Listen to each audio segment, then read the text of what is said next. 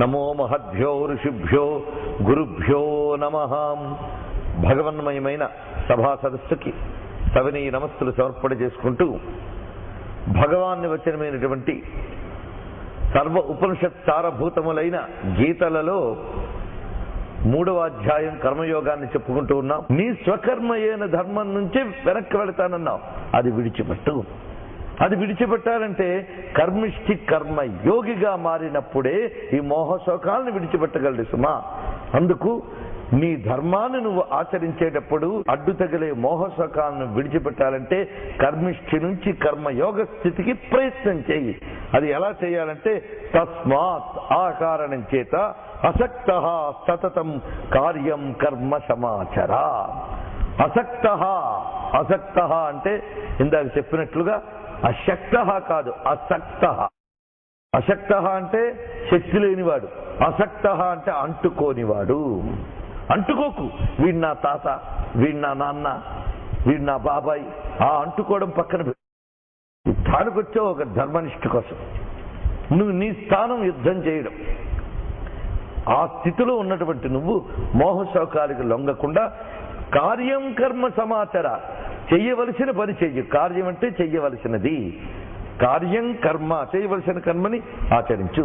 ఆచరిస్తే అసక్తో హ్యాచరన్ కర్మ పరమాప్నోతి పూరుషః. అసక్తో హ్యాచరన్ కర్మ, అసక్తుడై ఎవడైతే కర్మని ఆచరిస్తున్నాడో వాడు పరం ఆప్నోతి, వాడు పరమమును పొందుతున్నాడు. పరమము అంటే ఇందాక చెప్పిన ఆత్మారామ స్థితే పరమము. అదే పరబ్రహ్మ ప్రాప్తి అంటే అదే లక్ష్యం. ఆ లక్ష్యాన్ని ఎవడు పొందుతున్నాడు? అసక్తో హ్యాచరన్ కర్మ, అసక్తుడై ఎవడు కర్మని ఆచరిస్తాడో వాడు మాత్రమే పరమమును పొందుతున్నాడు. సక్తుడై ఆచరించేవాడు కర్మ ఫలాన్ని పొందుతున్నాడు. అసక్తుడే ఆచరించినటువంటి వాడు జ్ఞానమును లభింపజేసుకుంటున్నాడు. ఆ జ్ఞానం అనగా బ్రాహ్మీ స్థితి. జ్ఞానము అంటే ఇక్కడ విషయము గురించి తెలుసుకొనుట అని కాదు, ఇక్కడ అది తానగుట అని అర్థం. పరమాత్మ స్థితియే తానగుట అనేది బ్రాహ్మీ స్థితి. అది పొందవలసినటువంటిది. అందుకు ఇతనికి చెప్పినది ఏమిటి? అర్జునునికి తస్మాదసక్తం సతతం కార్యం కర్మ సమాచార. అది ఈయనకి చేసినటువంటి బోధ. ఇది ఎలా చేయగలం? ఇదేదో పెద్ద అసాధ్యమా అంటే ప్రయత్నిస్తే అసాధ్యం కాదయ్యా. నీకు ఆ లక్ష్యం సాధించాలనే సిన్సియారిటీ ఉంటే తప్పకుండా సాధించగలం. మన సృష్టిలో చాలా మటుకు ఆధ్యాత్మిక సాధనలు అన్నీ కూడా అన్నీ అనుకూలిస్తే చేద్దామలే అనుకుంటున్నాం కనుక దాంట్లో సక్సెస్ కాలేకపోతున్నాం. కారణం నిజాయితీ చిత్తశుద్ధి లేకపోవడం వల్ల ఎక్కడి వాళ్ళం అక్కడ ఆగిపోతున్నాం. ఆ రెండూ కానీ మనకున్నాయనుకోండి తప్పకుండా ఎలాంటి లక్ష్యాన్నైనా సాధించగలం. ఎందుకంటే కృష్ణ పరమాత్మ మాట ఎంత సూటిగా వాడుతున్నాడంటే మళ్ళీ ఒక్కసారి ఆత్మారాముడి గురించి చెప్పిన 17వ శ్లోకాన్ని చూడండి. స్వాత్మరతిరేవ స్యాత్ ఆత్మతృప్తశ్చ మానవః అన్నాడు ఇక్కడ. అది విశేషం. ఆత్మారాముడు ఆత్మతృప్తుడు అయిన మానవుడు వాడు చేయవలసింది లేదు అన్నాడు. అంటే వాడు కూడా మానవుడే, నువ్వు మానవుడివే.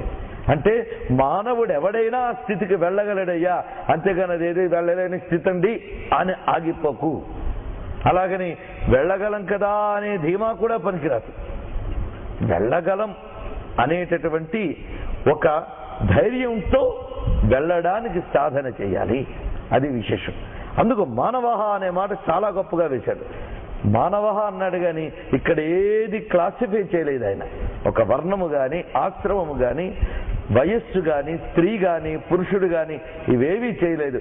మానవః అని ఒకటే మాట చెప్పారు. ఆత్మారాముడైన వాడెవడు? మానవుడే. నువ్వు మానవుడివే. అంటే మానవుడు తప్పకుండా సాధన చేస్తే ఆత్మారాముడు అవ్వగలడు. అందుకు నువ్వు కూడా ఆత్మారాముడివి కావాలి అంటే అసక్తుడవై కార్యం కర్మ సమాచార. అంతకు ముందు చెప్పిన ముక్త సంగ సమాచార అనే మాట ఇక్కడ. అయితే ఇది అసాధ్యమా అంటే నువ్వు కొంచెం ఆలోచించి ఎంత సాధ్యమో తెలుస్తుంది. ఉదాహరణకి ఇలాంటి స్థితిని నువ్వు చేసావు ఒకప్పుడు, అది ఇక్కడ అప్లై చేయి. అది ఎలాగో చెప్తున్నాడు చూడండి. అంటే ఆయన చెప్పాడని కాదు, మనం ఉదాహరణ తీసుకోవాలి. అర్జునుడి గారికి ఊర్వశి శాపం వల్ల ఒక వేషం వచ్చింది, అది మనకు తెలుసు. అదేమిటి? పేడితనం. ఈ పేడితనం వచ్చినప్పుడు ఆయన పేరేమిటి? బృహన్నల. ఆయన నర్తనశాలలో ఉండేవాడు పాపం విరాటరాజు కొలువు వద్ద. అప్పుడు ఊళ్ళో వాళ్ళందరికీ ఆయన ఎవరు? బృహన్నల, పేడివాడు. ఈయన చేష్టలు ఎలా ఉండేవి?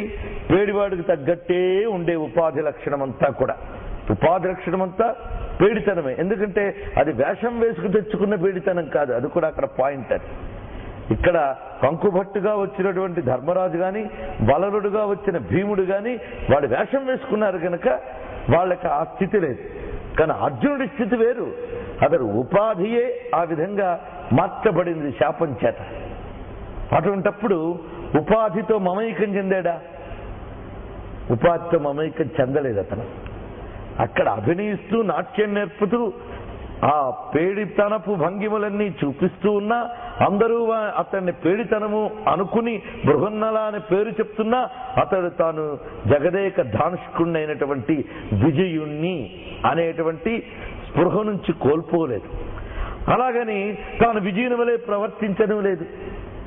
తదుపాధిగత లక్షణంతోనే ప్రవర్తించాడు. ప్రవర్తించకపోతే అజ్ఞాతవాసం సక్సెస్ కాదు. అక్కడ ఏమాత్రం అర్జునుడిలా ప్రవర్తించడం ఫెయిల్యూరే. అందుకు ఆ కర్మను చేసేటప్పుడు, ఆ అజ్ఞాతవాసం అనే కర్మను చేసేటప్పుడు అచ్చం బృహన్న వలె ప్రవర్తించాడు. ఉపాధిగత లక్షణాన్ని అలా వాడుకున్నాడు. కానీ తను స్వభావత విజయుడు. ఉపాధిగతంగా బృహన్నలైన స్వభావత అర్జున పాల్గొన పార్థ కిరీటి ధనంజయ ఆయన వీరుడు. అందుకే తన హృదయంలో వీరత్వం కోల్పోలేదు.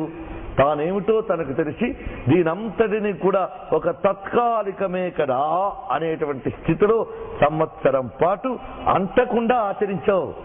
అదే స్థితిని ఇప్పుడు అప్లై చేయి. నువ్వు ఇది ఎలా చేస్తున్నావో ఆత్మారాములైన వాళ్ళు కూడా స్వాత్మతో తాదాత్మ్యం చెంది ఉపాధిగతమైన ధర్మములు శరీరం నిర్వహిస్తున్నా దానితో అంటుకోరు సుమా. ఒక పేరుతో ఒక రూపంతో వ్యవహరింపబడుతున్న ఉపాధి మనకున్నా దానితో తాదాత్మ్యం చెందకుండా ఉపాధిగతమైనటువంటి పనులు నిర్వహిస్తూనే దానికి అంటకుండా తాను దీనికి మాత్రమే పరిమితము కాని అపరిమితమైన ఆత్మస్వరూపుడను అనేటువంటి స్థితి యందు తాదాత్మ్యం చెంది తన్మయ స్థితి యందు ఉంటారు వారు ఆత్మారాముడు. అందుకు నువ్వు ఆ స్థితికి వెళ్ళడానికై సాధన చేయడానికి అర్జునుడి జీవితంలోని ఈ భాగం నుంచే మనం ఉదాహరణ తీసుకోవచ్చు. ఆ విధంగా ముక్త సంగ సమాచర. అయితే కర్మను ఆచరించు అన్న మాట చెప్పగానే అదేదో తక్కువ పనిలాగా ఈ కర్మనంతా విడిచిపెట్టి ఇదంతా వృధా అండి, ఈ కర్మలు ఇవన్నీ బంధిస్తాయి, ఇంకా ఈ లంపటాల్లో ఎంతకాలం తిరుగుతావు అని ఎవడో చెప్తాడు పాపం 4 ఉపనిషత్తులు బట్టి. అప్పుడు వెంటనే కర్మ చేయడం ఏదో సిగ్గుమాలిన పనిలాగా మనం భావించి గిల్టీనెస్ ఫీల్ అవుతాం. కానీ ఏమి గిల్టీనెస్ వద్దయ్యా అర్జున అంటున్నాడు. నిన్ను నేను కర్మిష్ఠి నుంచి కర్మయోగిగా పరిణతి చెందమన్నాను అంటే కర్మ చెయ్యడం అనేటటువంటిది ఏదో ఒక గిల్టీ అయినది అనుకోకయ్యా. ఏమీ కాదు సుమా. ఎందుకంటే జ్ఞాని అయిన వాళ్ళు కూడా ప్రవృత్తి మార్గంలో నిష్ఠ కలిగి ఉన్నప్పుడు, చూడండి ఇక్కడ జ్ఞాని అయిన వాళ్ళు కూడా ప్రవృత్తి మార్గంలో ఉన్నవారు ఉన్నారు. ఇప్పుడు సుఖమహర్షి, అదేవిధంగా జడభరతుడు, వామదేవుడు ఇత్యాదులున్నారు, వృషభదేవుడు మొదలైన వారు భాగవతంలో మనకు కనిపిస్తారు. వీరందరూ కూడాను పరమహంస స్థితిలో ఉండి సర్వము బ్రహ్మమయము అని విహరించిన జ్ఞానులే. వాళ్ళు అసలు ఏ కర్మ ఆచరించలేదు. కానీ అదే స్థితిలో ఆత్మారాములై జ్ఞానులై ఉన్న వారు కూడా కర్మను ఆచరించారు. కర్మను ఆచరించారని వారిని కర్మయోగులు అనడానికి లేదు. చాలా జాగ్రత్తగా చూడండి. ఇక్కడ వాళ్ళ కర్మని చేస్తున్నా జ్ఞానయోగులుగా ఉంటూ కర్మను ఆచరించిన వారు ఉన్నారు. అటువంటిది నువ్వు కర్మిష్ఠి అయి కర్మయోగిగా ముక్త సంగుడివై కర్మను ఆచరించమని ఎదగమని నేను చెప్తున్నాను. అటువంటప్పుడు అటువంటి వారే కర్మను ఆచరించినప్పుడు నువ్వెంతయ్యా అన్నారు. అటువంటి వారు ఎవరు ఉదాహరణ చెప్పు అంటే ఆ ఉదాహరణ తర్వాత చెప్తున్నారు ఆయన. కర్మణైవ హి సంసిద్ధిం ఆస్థిత జనకాదయ అని చెప్తున్నారు ఇక్కడ. జనకుడు మొదలైనటువంటి వారు మనం మొదటి రోజే ఇక్కడ చెప్పుకున్నాం. లోకేస్మిన్ వివిధానిష్ట పురాప్రోక్తామయానగా అని నివృత్తి మార్గం వైపు పుడుతూనే వెళ్ళిపోయినటువంటి సనకాదులు ఉన్నారు. వారందరిది ఆ ద్విధానిష్టలో ఒక నిష్ట, అది సాంఖ్యం. అటు వెళ్ళిపోయారు వాళ్ళు.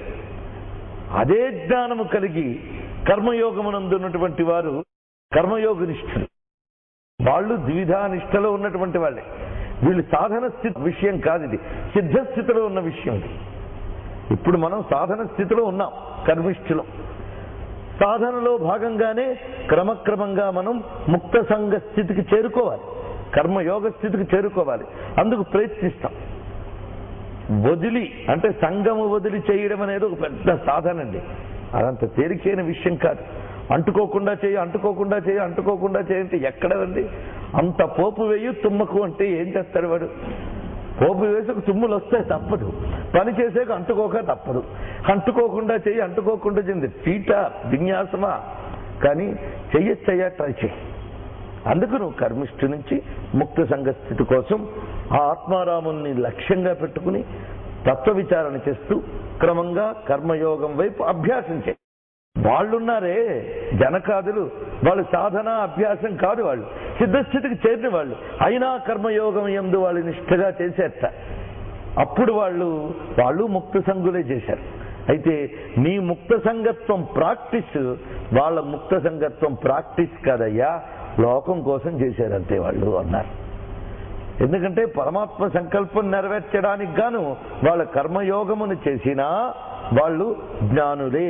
జ్ఞానులైన వాళ్లే ఈ కర్మయోగం అనే మార్గాన్ని అవలంబించినప్పుడు నీకు అది తప్ప మరో గతి లేదు, అందులోనే ఉండు. అలాగని దాని తక్కువనకు వారు కూడా ఇచ్చింది. ఎందుకంటే నేను చెప్పిన మాటే అది, పురాప్రోక్తమయానుగా నేను చెప్పిన మాటలో ఉన్నప్పుడు నీకెందుకు దిగులు? నేను చెప్పిందే చేస్తున్నావు. అందుకోసం కర్మయోగము కర్మాచరణ అనగానేది గిల్టీ అనుకోకు సుమా అని చెప్పడానికి కర్మణైవ హి సంసిద్ధిం ఆస్థితా జనకాదయ. ఎందుకు చేశారు వాళ్ళు అంటే లోక సంగ్రహమేవాపి సంపత్యన్ కర్తుమర్హసి. నీకు ఏమీ దానివల్ల ప్రయోజనం లేకున్నా, కర్మ చేయవలసిన అవసరం లేకున్నా, చెయ్యకపోతే వచ్చే నష్టం లేకున్నా, చేస్తే ప్రయోజనము లేదు, చెయ్యకపోయినా నష్టం లేదు అనే స్థితిలో నువ్వు ఉన్నా చెయ్యాలి. అప్పుడు ముక్త సంఘ సమాచారాన్ని బోధించక్కర్లేదు. వాడు ఎలాగూ ముక్త సంఘంగానే చేస్తాడు, వాడు అంటుకోకుండానే చేస్తాడు. అలా చేసిన వాళ్ళు జనకాదులు. జనక మహారాజు, ఇక్ష్వాకువు, అశ్వపతి, అంబరీషుడు, భగీరథుడు మొదలైనటువంటి వారందరూ కూడా ఇటువంటి స్థితికి చేరిన వారు అని మనకి ఆదిశంకరులు మొదలైన భాష్యకారులు ఉదాహరణగా చెప్పారు. అంటే ఇప్పుడు ఆత్మారామ స్థితిలో ఉన్నవారు కూడా లోక సంగ్రహణార్థము కర్మయోగ నిష్ఠులవుతున్నారు అని మనకు తెలిసిపోయింది. వాళ్ళు కర్మ చేయవలసిన అవసరం లేకుండా కర్మ చేస్తారట. ఎందుకంటే మనం చేయడానికిట, మనం ఎలా చేయాలో తెలియాలి, మనం ఎలా బాగుపడాలో మనకు తెలియాలి కనుక అటువంటి వారు చక్కగా ఆచరిస్తారు.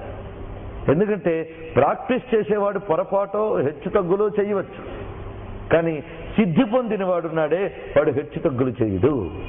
అందుకే మాస్టర్ దగ్గర నేర్చుకోవాలి కదా, వాళ్ళు మాస్టర్స్, వాళ్ళు అంటుకోకుండా చేయగలరు వాళ్ళు. అందుకే అంటుకోకుండా చేయగలిగే వాళ్ళ చేత ముందు చేయిస్తే అంటుకోకుండా చేయడం ఎలాగో మనకు తెలుస్తుంది, అదే విశేషం. అందుకు వాళ్ళకు అక్కడ ఈ మార్గమునందు ఎందుకు ఉంచబడ్డారు అంటే లోక సంగ్రహార్థము. లోక సంగ్రహము అంటే లోకము పెడదారి పడకుండా వాళ్ళ కోసం బోధించడానికై చెయ్యడం లోక సంగ్రహార్థం. వాళ్ళు చేయకపోతే ఎవరు చేస్తారు? ఇప్పుడు ఒకడు బయలుదేరాడు గమ్యం చేరుకోవడానికి, వాడు వెంట మరో 10 మంది బయలుదేరారు. ఆ బయలుదేరినప్పుడు ఎలా వెళ్ళాలండి తోబా అని అడిగేమనుకోండి, మనకంటే ముందు కనబడ్డాడు కదా అని. నాకు ఇదే కొత్తానండి అంటే అందరూ చచ్చానురా బాబు అంటారు. కలిసి వెళ్దాం ఎప్పుడైనా దొరక్కపోతుందా అని అంటే ఎలాగా? మరి అందరూ కూడా సాధకులై కూర్చుంటే మరి ఏం లాభం? అందుకు సిద్ధి పొందిన వాడు ఉంటే, కనిపిస్తూ ఉంటే వాడిని ఆసరా పట్టుకుని మనం సిద్ధిని చేరుకోగలం. అందుకే ఇదివరకే గమ్యం చేరుకున్నవాడు కూడా మన కోసమని ఈ గమనంలో ఉంటూ ఇలా వెళ్ళాలి, అలా వెళ్ళాలి, అలా వెళ్ళాలంటాడు. నీకు నిజంగా ఖచ్చితంగా తెలుసా అని మనం అడుగుతాం. ఏం లేదని మ్యాప్ చూసి వచ్చానంటే మళ్ళీ భయమే. కాదు, నేను ఇదివరకే ఇదంతా వెళ్ళొచ్చాను, నేను అక్కడి వాడినే, అక్కడ నాకు అంతా తెలుసు, ఇది అంతా తెలుసు, ఇదంతా కొట్టిన పిండి నాకు తోవా అన్నాడనుకోండి, ఆ డ్రైవర్ని హాయిగా నమ్మి కూర్చోగలం. అందుకని డ్రైవర్ గారికి కూడా మనలాగే కొత్త అయితే తోవలో ఒక్కొక్కడిని అడుగుతూ వెళ్తే ఎక్కడ పడేస్తాడో ఇటు తీసుకుపోతాడు. అందుకు సిద్ధులైనటువంటి వారు కూడా కర్మను ఎందుకు ఆచరిస్తారంటే లోక సంగ్రహార్థం. వాళ్ళకి అవసరం లేదు, వాళ్ళు మళ్ళీ వచ్చి మనతో పాటు నడవలసిన అవసరం లేదు, అయినా ఎందుకు నడుస్తున్నారు అంటే మన కోసం. అది విశేషం. అలా మనతో పాటు నడిపించేటువంటి మహాత్ముని పరమాత్మ ప్రేరేపిస్తున్నాడు. ఇక్కడ మళ్ళీ మనకి 3 కేటగిరీస్ చూడండి. బుభుక్షువులు, ముముక్షువులు, ముక్త పురుషులు అని 3 తీసుకోవచ్చు మనం. బుభుక్షువులు అంటే నువ్వెందుకు పుట్టావురా అంటే తినడానికి అని. తినడం ఎందుకురా? బతకడానికి. బతకడం ఎందుకురా? తినడానికి. ఈ జాతి ఉందే వీళ్ళని బుభుక్షువులు. తినడం అంటే నోట్లోకి పంపించడమే కాదండి, నేను ముందే చెప్పాను, భోగాలను అనుభవించడం తినడం. కనుక మనం చూస్తున్న ఈ జగతిలో ఈ బుభుక్షువుల జనాభా చాలా, చెప్పాలంటే 90% వాళ్ళు చాలా మంది ఉంటారు. ముముక్షువులు, అచ్చమైన ముముక్షువుల జనాభా మహావ్యక్తి అతి అల్పంగా ఉంటుంది. ఇక ముక్త పురుషుల కలికానికి దొరకడం కూడా మహా కష్టం మనకి. ఎక్కడో ఒక రమణ మహర్షి, ఎక్కడో ఒక రామకృష్ణ పరమహంస, ఎక్కడో శంకర భగవత్పాదులు వారు కూడా మనల్ని అనుగ్రహించదలుచుకుని జగతిలోకి వచ్చి కనిపించిన వాళ్ళు ఎందరున్నారో. జగతిలోకి వచ్చి ఫలానా ముక్త పురుషుడు పెద్ద ఆశ్రమం పెట్టాడండి అంటే వాడు ముక్త పురుషుడో ఇంకే పురుషుడో మనకు అర్థం కాదు. అతడు నిజానికి దాన్ని కూడా వేషంగా వేసుకోవచ్చు. ముందు చెప్పిన సోమర లక్షణానికి చెందిన వాడు కూడా సన్యాసిగా చలామణిపోవచ్చు ఈ లోకంలో. ఈ లంపటాలన్నీ ఎవడు పడతాడండి, అందుకోసం వాటి జోలికే వెళ్ళలేదండి అంటాడు ఒకడు. వాడేదో మనం యోగి అనుకుంటాం, చాలా పొరపాటు. కొంతమంది ఈ అనుబంధాలు ఇవన్నీ కూడా అజ్ఞానజనితములు అని చెప్పి వాటి ఏవి అంతటి స్థితిలో ఉన్న మహాత్ములు ఉంటారు. వాళ్ళని చూసి మరికొంతమంది ఉంటారు, వారేమిటంటే అసలు వాళ్ళకి ఏ అనుబంధాలు పట్టం. అంటే భార్య ఏమైపోయినా పర్వాలేదు, పిల్లలు ఏమైపోయినా పర్వాలేదు, తల్లిదండ్రులు ఏమైపోయినా పర్వాలేదు, వాళ్ళ సుఖం వాళ్ళు చూసుకునే దుర్మార్గులు ఉంటారు. అటువంటి వారు కుటుంబాన్ని పట్టించుకోలేదు, ఆ ముక్త పురుషుడు పట్టించుకోలేదు. కనుక వీళ్ళందరినీ తీసుకుని ముక్త పురుషుడు కేటగిరీలోకి చేరుస్తావా? ఈ ఆధ్యాత్మిక రంగం అంతా ఇంతేనండి. చాలా పదునుగా నిర్ణయించాలి, చాలా పదునుగా నిర్వచించాలి. పొరపాటును మనం అటు ఇటు బెసగేమా అనేక మంది భక్తుల కింద చలామణైపోవచ్చు, ముక్త పురుషుల కింద చలామణైపోవచ్చు. కనుక మనం బుభుక్షువులమో, మనం ముముక్షువులమో, మనం ముక్త పురుషులమో మనకే తెలుసు. అది విషయం. అసలు మన గురించి మనమే తెలుసుకోవాల్సిన అవసరం ఉన్నది. అందుకు ముముక్షుత్వం రావడం మామూలు విషయం కాదు. అందుకే మనుష్యత్వం ముముక్షుత్వం మహాపురుష సంశ్రయ దుర్లభం త్రజమైవేత దైవానుగ్రహేతుకం అని వివేక చూడామణిలో జగద్గురువులు మనకు సెలవిచ్చారు. భగవద్ అనుగ్రహం ఉంటే గాని ఈ 3 రావుట. ఏమిటి? మనుష్యత్వం, ముందు మనుష్యుడిగా పుట్టడం. రెండవది ముముక్షత్వం, మోక్షం కావాలనే కోరిక కలగడం. అటు తర్వాత ఆ కోరిక తీర్చే మహాత్ముడు దొరకడం, మహాపురుష సంశ్రయ. ఈ 3 దుర్లభం. ఈ 3 వచ్చాయా ఇంకా సాధనలో నువ్వు వెళ్ళవచ్చు. అందుకు ముముక్షుత్వం అనేది కూడా సామాన్యమైన విషయం కాదు. ఇప్పుడు నువ్వు ముముక్షువు కనుక కర్మిష్ఠివైన నువ్వు కర్మయోగ్గా పరిణమించు. కర్మయోగం అనేది తక్కువది కాదు. జ్ఞానులు సైతము ఆ యోగాన్ని ఎలా పండించుకోవాలో చెప్పడానికి ఆచరించారని వీరిని తెలియజేస్తున్నారు. ఆ పైన ఆత్మారాములు ఎటువంటి వారు అన్నప్పుడు వారి స్థితి ప్రపంచం మొత్తాన్ని పరమాత్మ దృష్టితో పరిశీలిస్తున్నటువంటి వారు. ప్రపంచాన్ని ప్రపంచ దృష్టితో చూసేవాడు మామూలు మానవుడు, ప్రపంచాన్ని పరమాత్మ దృష్టితో చూసేవాడు పరమహంస. అతనికి అంతా పరమాత్మమయంగా కనబడుతుంది. అంతా పరమాత్మమయమైనప్పుడు తానేమయ్యాడు. ఈయనొక్కడు వేరుగా ఉన్నాడా? ఈయనెక్కడున్నాడు? ఇతడు దానిలోనే ఉన్నాడు కదా. కనుక ఇతడు దానిలోనే ఉన్నప్పుడు ఇంకా పరమాత్మకు భిన్నమంటూ ఇంకేమున్నది? ఆ స్థితి దివ్యస్థితి. ఆ స్థితిలో ఉన్నటువంటి జనకాదులు కూడా ఈ కర్మని ఆచరించే ఒక మార్గం చూపించారయ్యా. వారు ఎటువంటి వారంటే పడవ నదిలో వెళుతూ ఉన్న ఆ చుక్కాని ఉత్తరం వైపు ఎలా చూపిస్తూ ఉంటుందో వారు ఇక్కడ సంచరిస్తూ ఉన్న లోక సంగ్రహార్థం కర్మ చేస్తూ ఉన్న వారి దృష్టి ఎల్లవేళలా పరమాత్మ ఎందే ఉంటుంది. అక్కడి నుంచి చలించకుండా లోక సంగ్రహార్థమై వాళ్ళు సంచరిస్తూ ఉంటారయ్యా. అయితే వెంటనే మనకు అనిపించవచ్చు, అంటే వాళ్ళకి ఇహలోక సుఖములేవి పట్టవా పట్టవా అంటే వాళ్ళ అసలు సుఖమేదో పట్టుకున్నారు కనుక ఇవి పట్టలేదు వాళ్ళకి. అసలు సుఖమేది? ఆత్మయే అసలు సుఖం. అనాత్మ విషయమంతా సుఖ భ్రాంతే తప్ప సుఖము లేదు. మీరు ఎప్పుడైనా జీవితంలో ఒక్కసారి కూర్చొని నిజాయితీగా ఆలోచన కనుక చెట్టునేటి సుఖంగా అనిపించింది కనుక దుఃఖోపశమనం సుఖం కాదు. తలనొప్పి వచ్చి తగ్గడం ఆహా సుఖం అనుకోవడానికి లేదు. అసలు తలనొప్పి లేనప్పుడు సుఖంగా ఉన్నావా? ప్రారంభం కాకముందు. అందుకు సుఖ భ్రాంతి వేరు, సుఖము వేరు. సుఖము దేని యందున్నది అంటే అనాత్మ విషయాన్ని ఆశ్రయించలేదయ్యా, ఆత్మయందే సుఖమున్నది. అది ఎలాగో అంటే తలతలలాడే తెలుపు మరింత తెల్లని తెలుపు అని సబ్బు పెట్టి వస్త్రాన్ని ఎంత ఉతికినా అసలు వస్త్రానికి తెలుపు అంటూ ఉంటే తెలుపు కనిపిస్తుంది. అంతేగాని దీంతో ఎంత తోమినా దానికి తెలుపు లేనప్పుడు ఇది ఎక్కడి నుంచి తెస్తుంది పాపం ఈ సబ్బు మాత్రం. అందుకు సహజమైన సుఖం ఉన్న వస్తువు సుఖం ఇస్తుంది. సహజమైన సుఖం ఏమిటి? ఈ ఇంద్రియ ప్రపంచానికి ఆవల ఉన్నటువంటి పరమాత్మయే అసలైన సుఖస్వరూపుడు. దాన్ని ఆశ్రయించుకున్నటువంటి వాడికి ఇంకొక దాని వల్ల సుఖం కావాలని ఉండదు, అది లేకపోవడం వల్ల సుఖం లేదేమీ ఉండదు. అందుకు అతనికి చెయ్యాల్సింది లేదు, చెయ్యకూడనిది లేదు. అటువంటి వాడు ముక్త పురుషుడు. ఇది విషయం. ఇలా ముక్త పురుషుని స్థితిని, ముముక్షు స్థితిని, బుభుక్షు స్థితిని కూడా మనం తెలుసుకున్నాం. జనకాదుల వంటి వారు కర్మను ఆచరించవలసిన అవసరం లేకుండా లోక సంగ్రహార్థం ఆచరిస్తారు. ఎందుచేత అంటే ఇక్కడ ఒక అత్యద్భుతమైన శ్లోకాన్ని చెప్తున్నారు కృష్ణ పరమాత్మ. చాలా మందికి బాగా పరిచయమైన శ్లోకమే కనుకనే జాగ్రత్తగా వినాలి.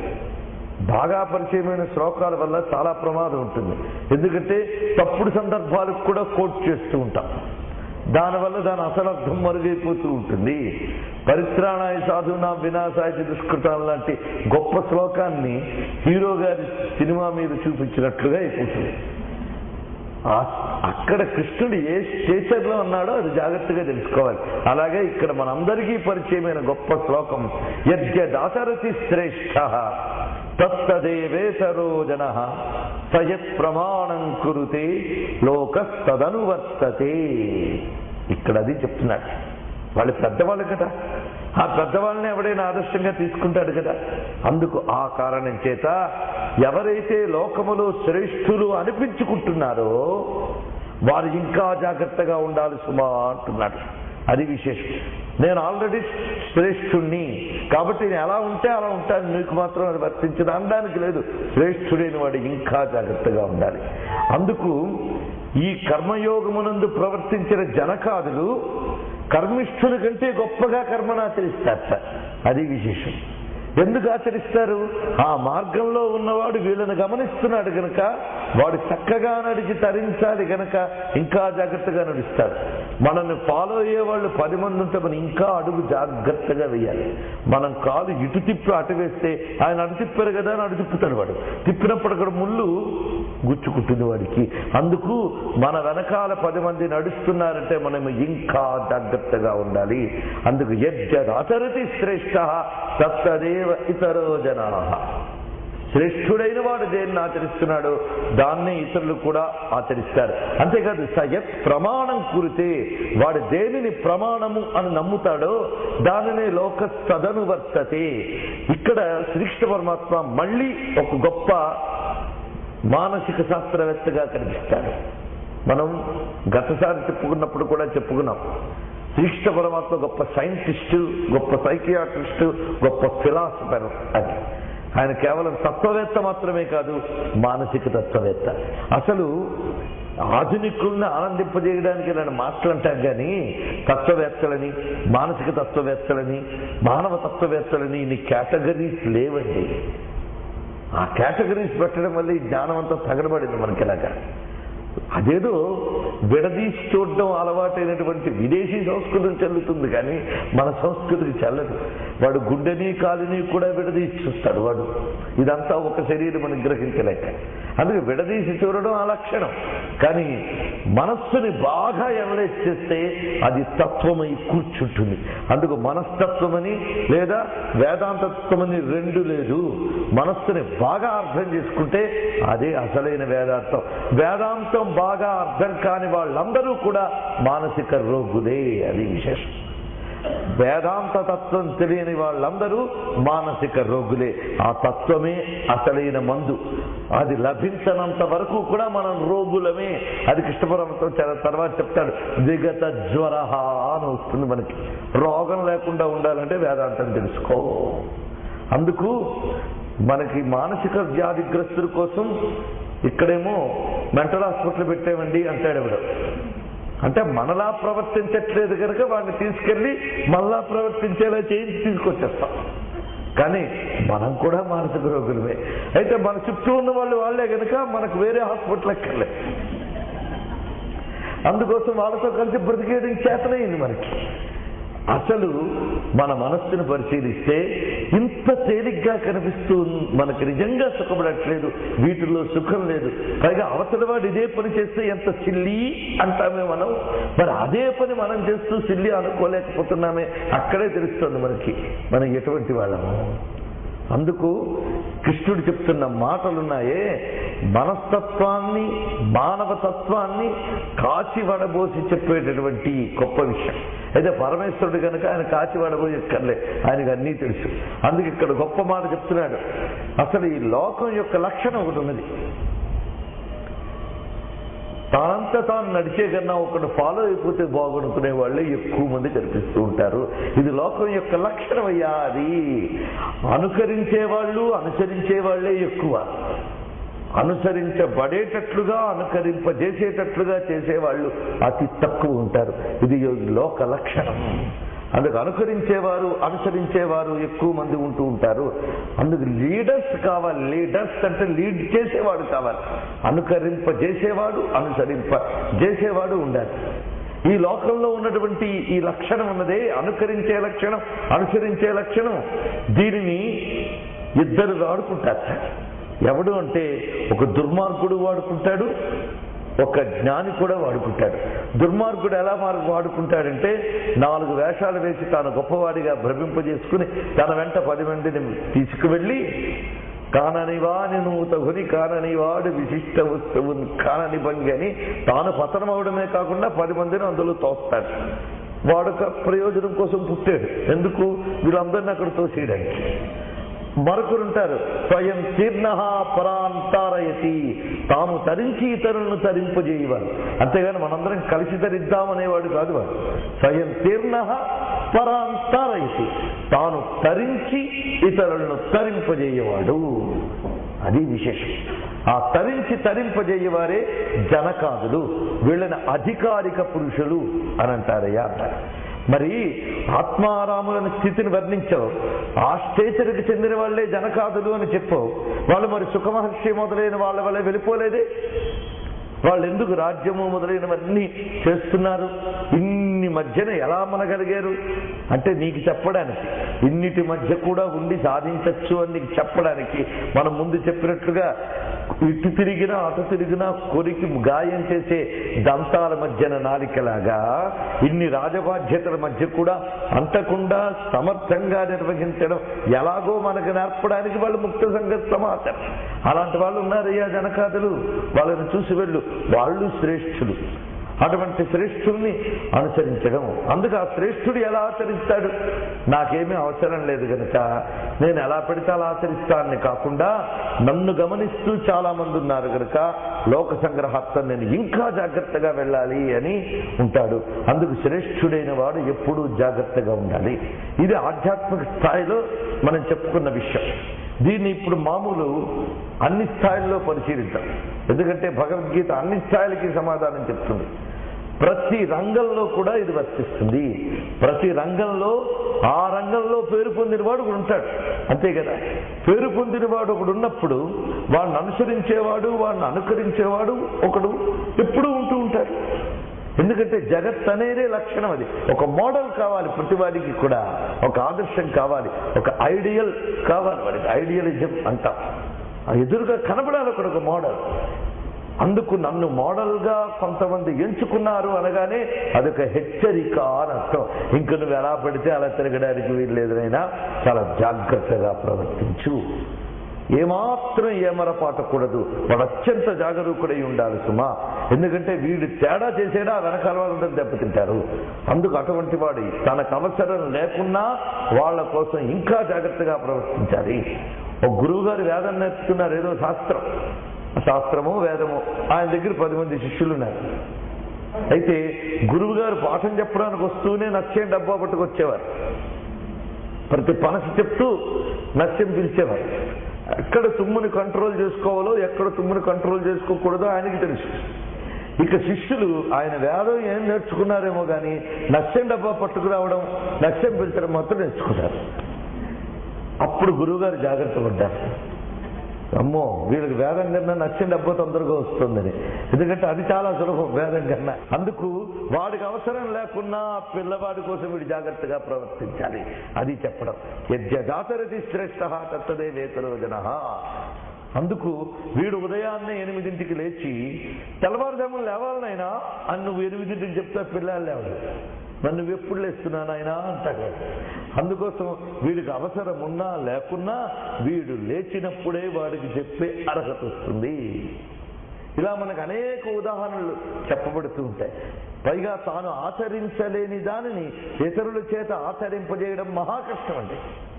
అందుకు చెప్పి చేయించడం కాదు, చేసి చేయించడం చాలా గొప్ప విషయం. ఆ విషయంలో పరిణతి చెంది ప్రవర్తించాలి. ఇది శ్రేష్ఠునికి అత్యంత కర్తవ్యం. అందుకు ప్రతి వాడిని గమనించే వాళ్ళు కొంతమంది ఉంటారని తెలుసుకుని వాడు అత్యంత జాగరూకుడై ఆ గమనించేవారు తప్పుదారి పట్టకుండా ఉండేలా చూడాలి. ఇటు పిల్లవాడికి సత్యమనే పలుకుము అని బోధించి ఆడు తర్వాత ఎవరైనా ఇంటికి వస్తే లేదని చెప్పా అని చెప్పి, పైగా ఇతరుల సొమ్ము పాము వంటిది అని చెప్తూనే అక్కడికి వెళ్ళి ఆ కూరగాయలు తీసేటప్పుడు వాడికి కనబడకుండా కింద వంకాయ కూడా బ్యాగులో వేసి లేకపోయేవా అని అనడము, లేకపోతే ఆ పిల్లవాడిని మార్కెట్కి తీసుకెళ్ళినప్పుడు ఈయనే ఆ పని చేసి పిల్లవాడికి మహాదర్శంగా మిగిలిపోతే ఎంత ప్రమాదం అండి.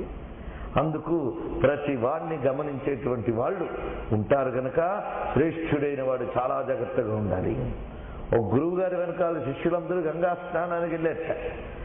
గంగా స్నానం ఎలా చేయాలనేది కూడా శాస్త్రం ఉంది. ఎలా చేయాలి, గురువుగారు ఎలా చేస్తే అలా చేయాలి. ఇది బాగుంది శుభ్రంగా. అప్పుడు వెళ్ళి శాస్త్రం ధర్మసింధు తీసి, నిర్ణయ సింధు తీసి, పురాణాలు వెతికి బాధన్నిటి కన్నా గురువుగారు ఎదురుగా ఉండడం చాలా మంచిది. పైగా శాస్త్రాలు తిరిగిస్తే చాలా కష్టంట. ఎందుకంటే ఒక్కొక్క శాస్త్రం ఒక్కొక్కలా చెప్తుంది. పైగా శాస్త్రాల్లో ఎప్పుడు ఏది అన్వయించుకోవాలనేది ఒకటి ఉంది. అది తెలియకపోతే చాలా ప్రమాదం. ఫలానా పుస్తకంలో ఫలానా చెప్పారు కదండి అని ఏదో మధ్యలో తీస్తే చాలా కష్టం. మధ్యలో తీయడం కుదరదు. తన ముందు వెనకలు చూడాలి ఏం చెప్పాడనేది. అందుకు దేశము, కాలము, పరిస్థితి ఇవి. అందుకు శృతయశ్చ భిన్న, మతయశ్చ భిన్న. వేదముల్లోనే ఒకదానికి పొంతరు కదని సూక్తాలు ఉన్నాయి. పోనీ స్మృతయశ్చ భిన్న. ధర్మశాస్త్రాలు తీద్దామా అంటే అవి తలోరకంగా చెప్తున్నాయి. మరి ఏంటి మనకు దారి అంటే వ్యాసుడు చెప్తాడు, పెద్దల దారే మన దారి. మహాత్మా ఏన గతస్థ పంథ అని చెప్పాడు. మహాత్ములు ఏది వెళ్తారో అదే మన యొక్క మార్గం. ఇది చాలా సులభం. 10 మంది నడిచిన బాటే గొప్పగా ఉంటుంది మనకి. అంతే కదా, ఇందాక చెప్పినట్లు అనుకరించే వాళ్ళ సంఖ్య ఎక్కువ. అడవిలోకి వెళ్ళేమనుకోండి, ఏది దారి అంటే ఎక్కడైతే గడ్డి కూడా మొలవదో ఆ దారి మన దారి. ఎందుకంటే అక్కడికి 10 మంది నడిచారు గనక మనము దాంట్లోకి వెళదా ఉంటాం. ఎందుకంటే మనిషి అడుగు వేస్తే గడ్డి కూడా మొలవదు. అలాంటివి ఉంటాయి. అంటే కాలిబాట కూడా కనిపిస్తే హాయిగా అడుగు వేసుకుంటూ వెళ్ళిపోతాం. అందుకు మహాత్ములు దారులు వేస్తూ వెళతారు, దాన్ని అనుసరిస్తూ వెళ్ళేవాళ్ళు ఉంటారు. అందుకు అనుసరించే వాళ్ళు ఉన్నారు అన్నప్పుడు నడిచేవాడు మరింత జాగ్రత్తగా నడవాలి. వాడు పరుగులు తీయగలిగేవాడు, అటు ఇటు ఎగరగలిగేవాడు, ఊగేవాడైనా ఆ వెనక వాళ్ళకి ఆ స్థితి ఉందో లేదో తెలుసుకుని వాళ్ళు పడిపోకుండా వీడి ముందు జాగ్రత్తగా నడవడం నేర్చుకోవాలి. ఆ గురువు గారు ఇలా గంగా స్నానానికి వెళ్ళినప్పుడు శిష్యులందరూ ఆయన అనుసరించారు. ఆయన అర్ఘ్యం ఇచ్చి లేచాడు. ఆ వెనకాలు కూడా పంచముడి వేసుకునే ఉన్నాడు ఆయన. కానీ ఆ లేచేటప్పుడు ఆ పంచముడి వెనకది కొంచెం విడింది.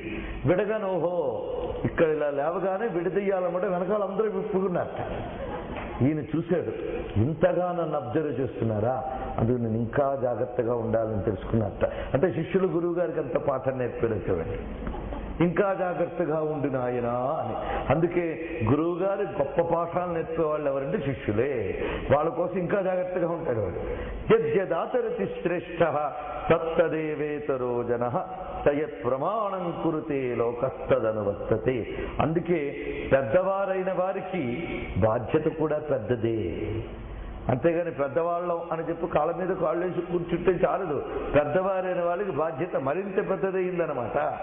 ఎందుకంటే గతానుగతికో లోక, ఇది నిరంతరం ఉన్నటువంటి పరమసత్యం. ఈ లోకమంతా గతానుగతికమయ్యా, ఇది లోక లక్షణం.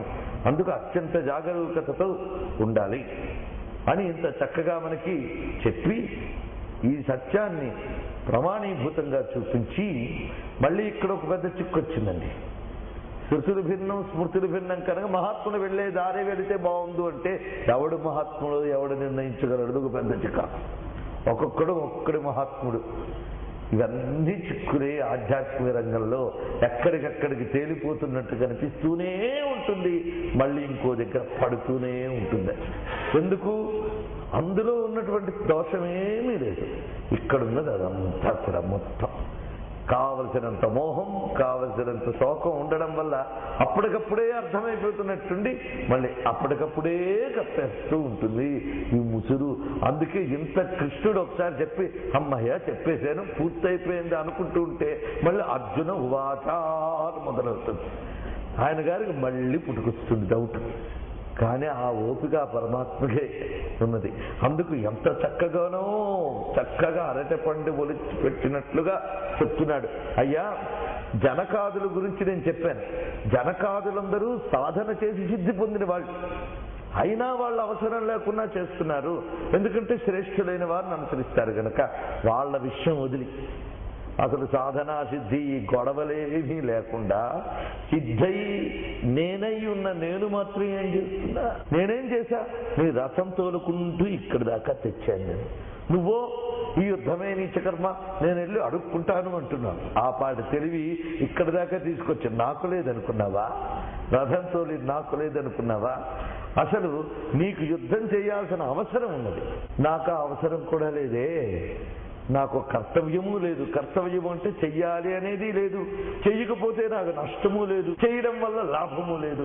అలాంటి నేనే చేస్తున్నప్పుడు ఇంకా నువ్వు కర్మ నుంచి వెనక్కి వెళతానండి ఏం కుదురుతుందయ్యా అని అటు ఇటు కాకుండా తననే ఎగ్జాంపుల్గా చూపిస్తున్నాడు శ్రీకృష్ణ పరమాత్మ. ఎప్పుడైనా చూడండి, విషయం చెప్పేటప్పుడు అలా విషయం చెప్తే కొంత అర్థమవుతుంది, ఉదాహరణ చెప్తే ఇంకా అర్థమవుతుంది.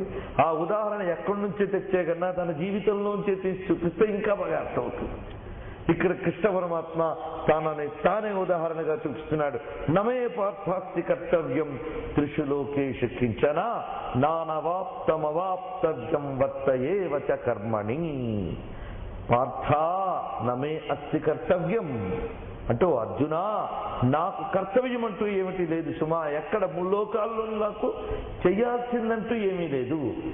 అలాగే నేను పొందనిది ఏదీ లేదు.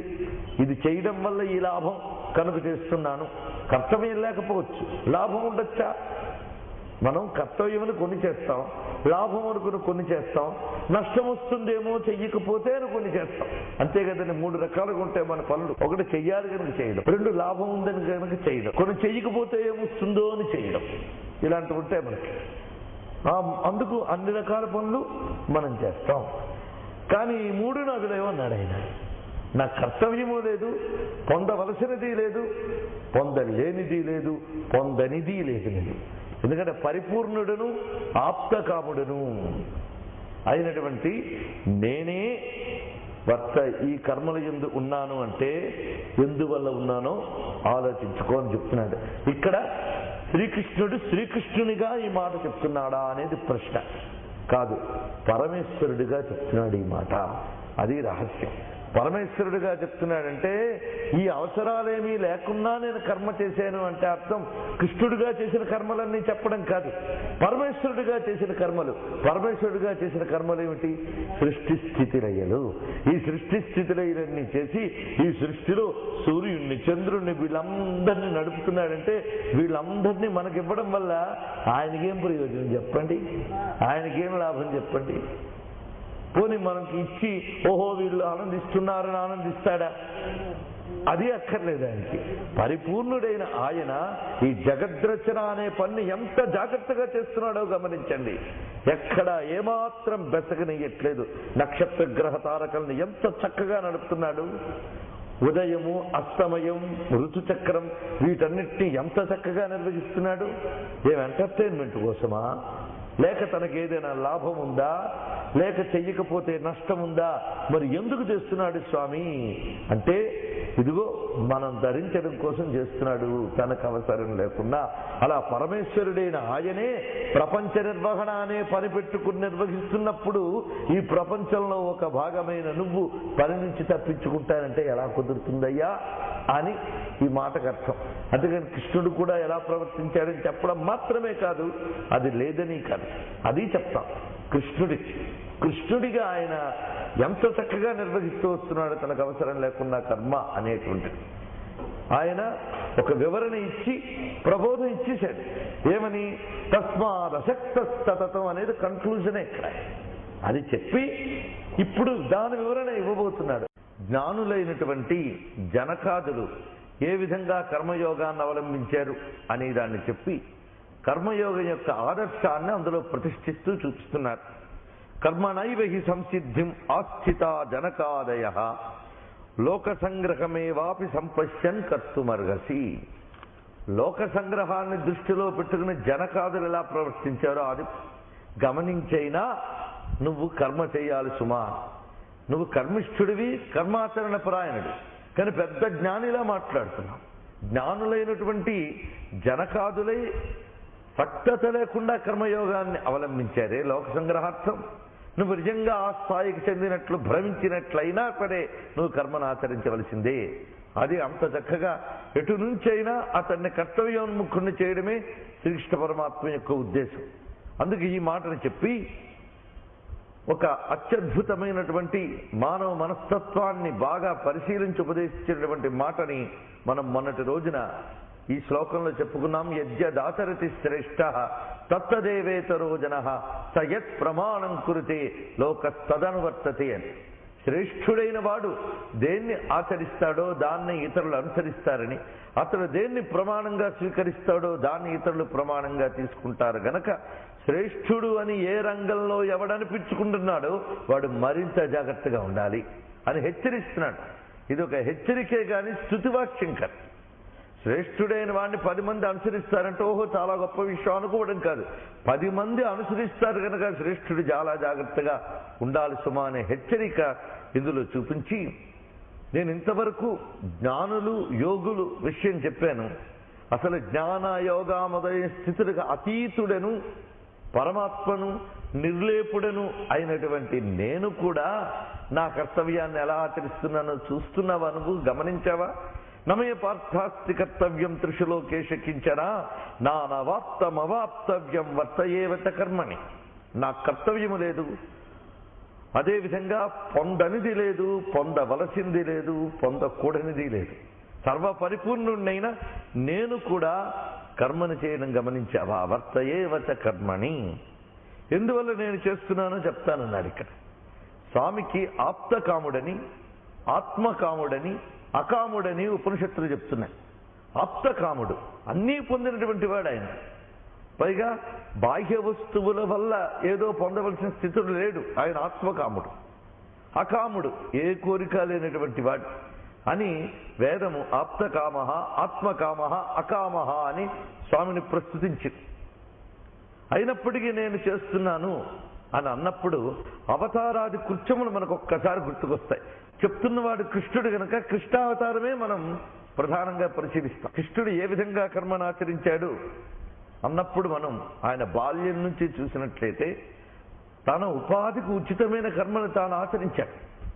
కృష్ణ పరమాత్మ అన్నాం గనక పరమాత్మ స్వభావాన్ని ప్రకటించే అవతారం అయినప్పటికీ కూడా మానవుడిగా అవతరించాడు గనక మానవునికి ఏ ఏ ధర్మములు అవసరమో అవన్నీ చక్కగా పాటిస్తూ ఉన్నాడు. ఆయన పాటించకపోతే అడిగేవాడు లేడు. నేను ప్రభువుని అన్న ఎవరేమనగలరు? అయినా పాటించేట. ఎందుకంటే కృష్ణుడంతటి వాడే అలా చేసినప్పుడు ఇంకా మేమేమిటి అంటారు. ఇప్పటికే అంటున్న వాళ్ళు ఉన్నారు సరిగ్గా అర్థం చేసుకోలేక.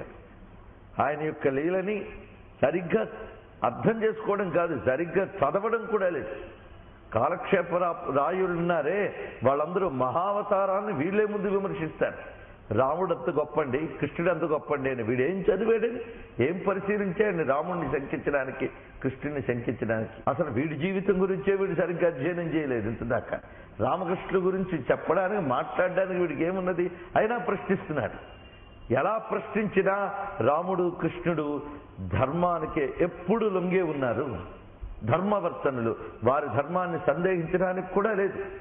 సత్పురుషుల ధర్మం అత్యంత సూక్ష్మం. ఎందుకంటే ఆదర్శం ప్రతిష్ఠించడానికై వచ్చినవాడు ఆయన. ఆయనకు అసలు రావాల్సిన అవసరం లేనటువంటి వాడు. మరొకటి, అవతరించవలసిన అవసరం లేనివాడు అవతరించాడు. ఒక కృష్ణునిగానేనా ఎన్ని అవతారాలు ఎత్తాడో, ఎన్ని పనులు చేశాడో. అన్ని పనులు చేయవలసిన అవసరం ఉంది.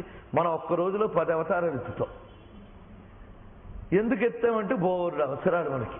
అప్పటికప్పుడే నవ్వుతాం, అప్పటికప్పుడే ఏడుస్తాం, అప్పటికప్పుడే అభినయిస్తాం. ఇన్ని వేషాలు ఎందుకయ్యా అంటే కోటి విద్యలు కూటి కొరకయ్యా అని మనకు ప్రయోజనం ఉన్నది. కానీ భగవానుడికి ప్రయోజనమేమున్నది? అయినా ఎందుకు చేస్తున్నాడు? ఏ ప్రయోజనము లేని నేనే చేస్తున్నప్పుడు తరించాలి అనే ప్రయోజనంతో పుట్టిన జీవుడివి నువ్వు మానేస్తే ఎలాగా? అది స్వామి చెప్తున్న మాటలో ఉన్నటువంటి ఆంతర్యం. నేనెందుకు చేస్తున్నాను అంటే, యది చయం నవర్తేయం జాతు కర్మణ్యతంద్రిత మమ వర్త్మానువర్తంతే మనుష్యా పార్థ సర్వశః. యది చయం నవర్తేయం, ఒకవేళ నేను గాని కర్మను అనుసరించకపోతే అది ఎలాగా అని చెప్తున్నాడు చూడండి. జాతు కర్మణ్ యతింద్రిత. ఈ మాట చాలా గొప్ప మాట అండి. అతంద్రిత, ఇది కృష్ణుడు చెప్తున్న మాట, మనందరికీ బోధిస్తున్న మాట. అతంద్రిత అంటే కునుకుపాటు లేకుండా అని భాగ్యార్థం. అంటే ఏమరపాటు లేకుండా అని అసలు అర్థం. అంటే అజాగ్రత్త లేకుండా అని అర్థం అన్నమాట. అజాగ్రత్త లేకుండా అత్యంత జాగరూకుడనై జాతు కర్మణి వర్తేయం, కర్మయందు ఎల్లప్పుడూ నేను వర్తిస్తున్నాను, అజాగ్రత్త లేకుండా అన్నాడు. జ్ఞాని అయిన వాడు కర్మయందు ఎలా ఉంటాడంటే ఏమరపాటు లేకుండా చాలా హెచ్చరికగా ఉంటాడట. కర్మ అనుష్ఠానపరుడికి కానీ కర్మయోగికి కానీ ఇది చాలా ముఖ్య విషయం. కర్మానుష్ఠానపరుడు ఎక్కడ శాస్త్రవిహితమైనటువంటి మార్గం దెబ్బతింటుందో అని భయంతో అత్యంత జాగరూకుడై ప్రవర్తించాలి.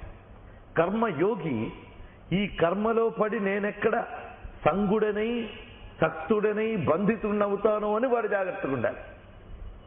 ఇక జ్ఞాని అయినటువంటి వాడు తన స్థితిని నుంచి భంగము కలగకుండా కర్మయందు వర్తించాలి. ఇన్ని రకములున్నాయి. అందుకే సర్వజగత్ప్రభువునైన నేను కూడా నా యొక్క అచ్యుత స్థితిలో ఉంటూనే ఎల్లవేళలా పరమ జాగరూకున్నై ధర్మాన్ని అనుసరించాను. ఎందుకంటే ఈ లోకమంతా నన్ను అనుసరించింది కనుక. మమ వర్త్మ అనువర్తంతే మనుష్యాః, మనుష్యులందరూ నా మార్గాన్ని అనుసరించి ఉన్నారు కనుక అన్నాడు ఇక్కడ. అంటే పరమాత్మ ఎప్పుడు అవతరించినప్పటికీ కూడా మానవులకు బోధ చేయడానికి వస్తాడు. బోధ చేయడం అంటే అర్థం మాటలతోనే కాదు, తన చేతలతో. ఆ చేతలకే లీలలని పేరు. ప్రతి అవతారము లీలే. అంటే ప్రతి అవతారము మనకు బోధే. ఆ బోధించడానికి వచ్చినవాడు తద్బోధానుగుణమైన కర్మ చేసేటప్పుడు అతంద్రిత, నన్ను ఈ లోకమంతా గమనిస్తున్నది అనేటువంటి దృష్టితో అత్యంత జాగరూకుడై తన లీలని అనుసరిస్తాట. కర్మసంగులైనటువంటి వారిని బుద్ధిభేదం సృష్టించిన వేదాంతులు చాలా మంది మనకి ఇప్పుడు కనిపిస్తున్నారు. కానీ శంకర భగవత్పాదులు మాత్రం ఎవ్వరిని బుద్ధిభేదం సృష్టించలేదు. ఎందుకంటే ఆయన ఎంత వేదాంత ప్రతిష్టాతో అంత ధర్మ ప్రతిష్టాత. అది విశేషం. ఆయన కంటే బ్రహ్మజ్ఞుడు ఎవరుంటారండి? అసలు ఈ బ్రహ్మ విద్యనిచ్చినవాడు ఆయన.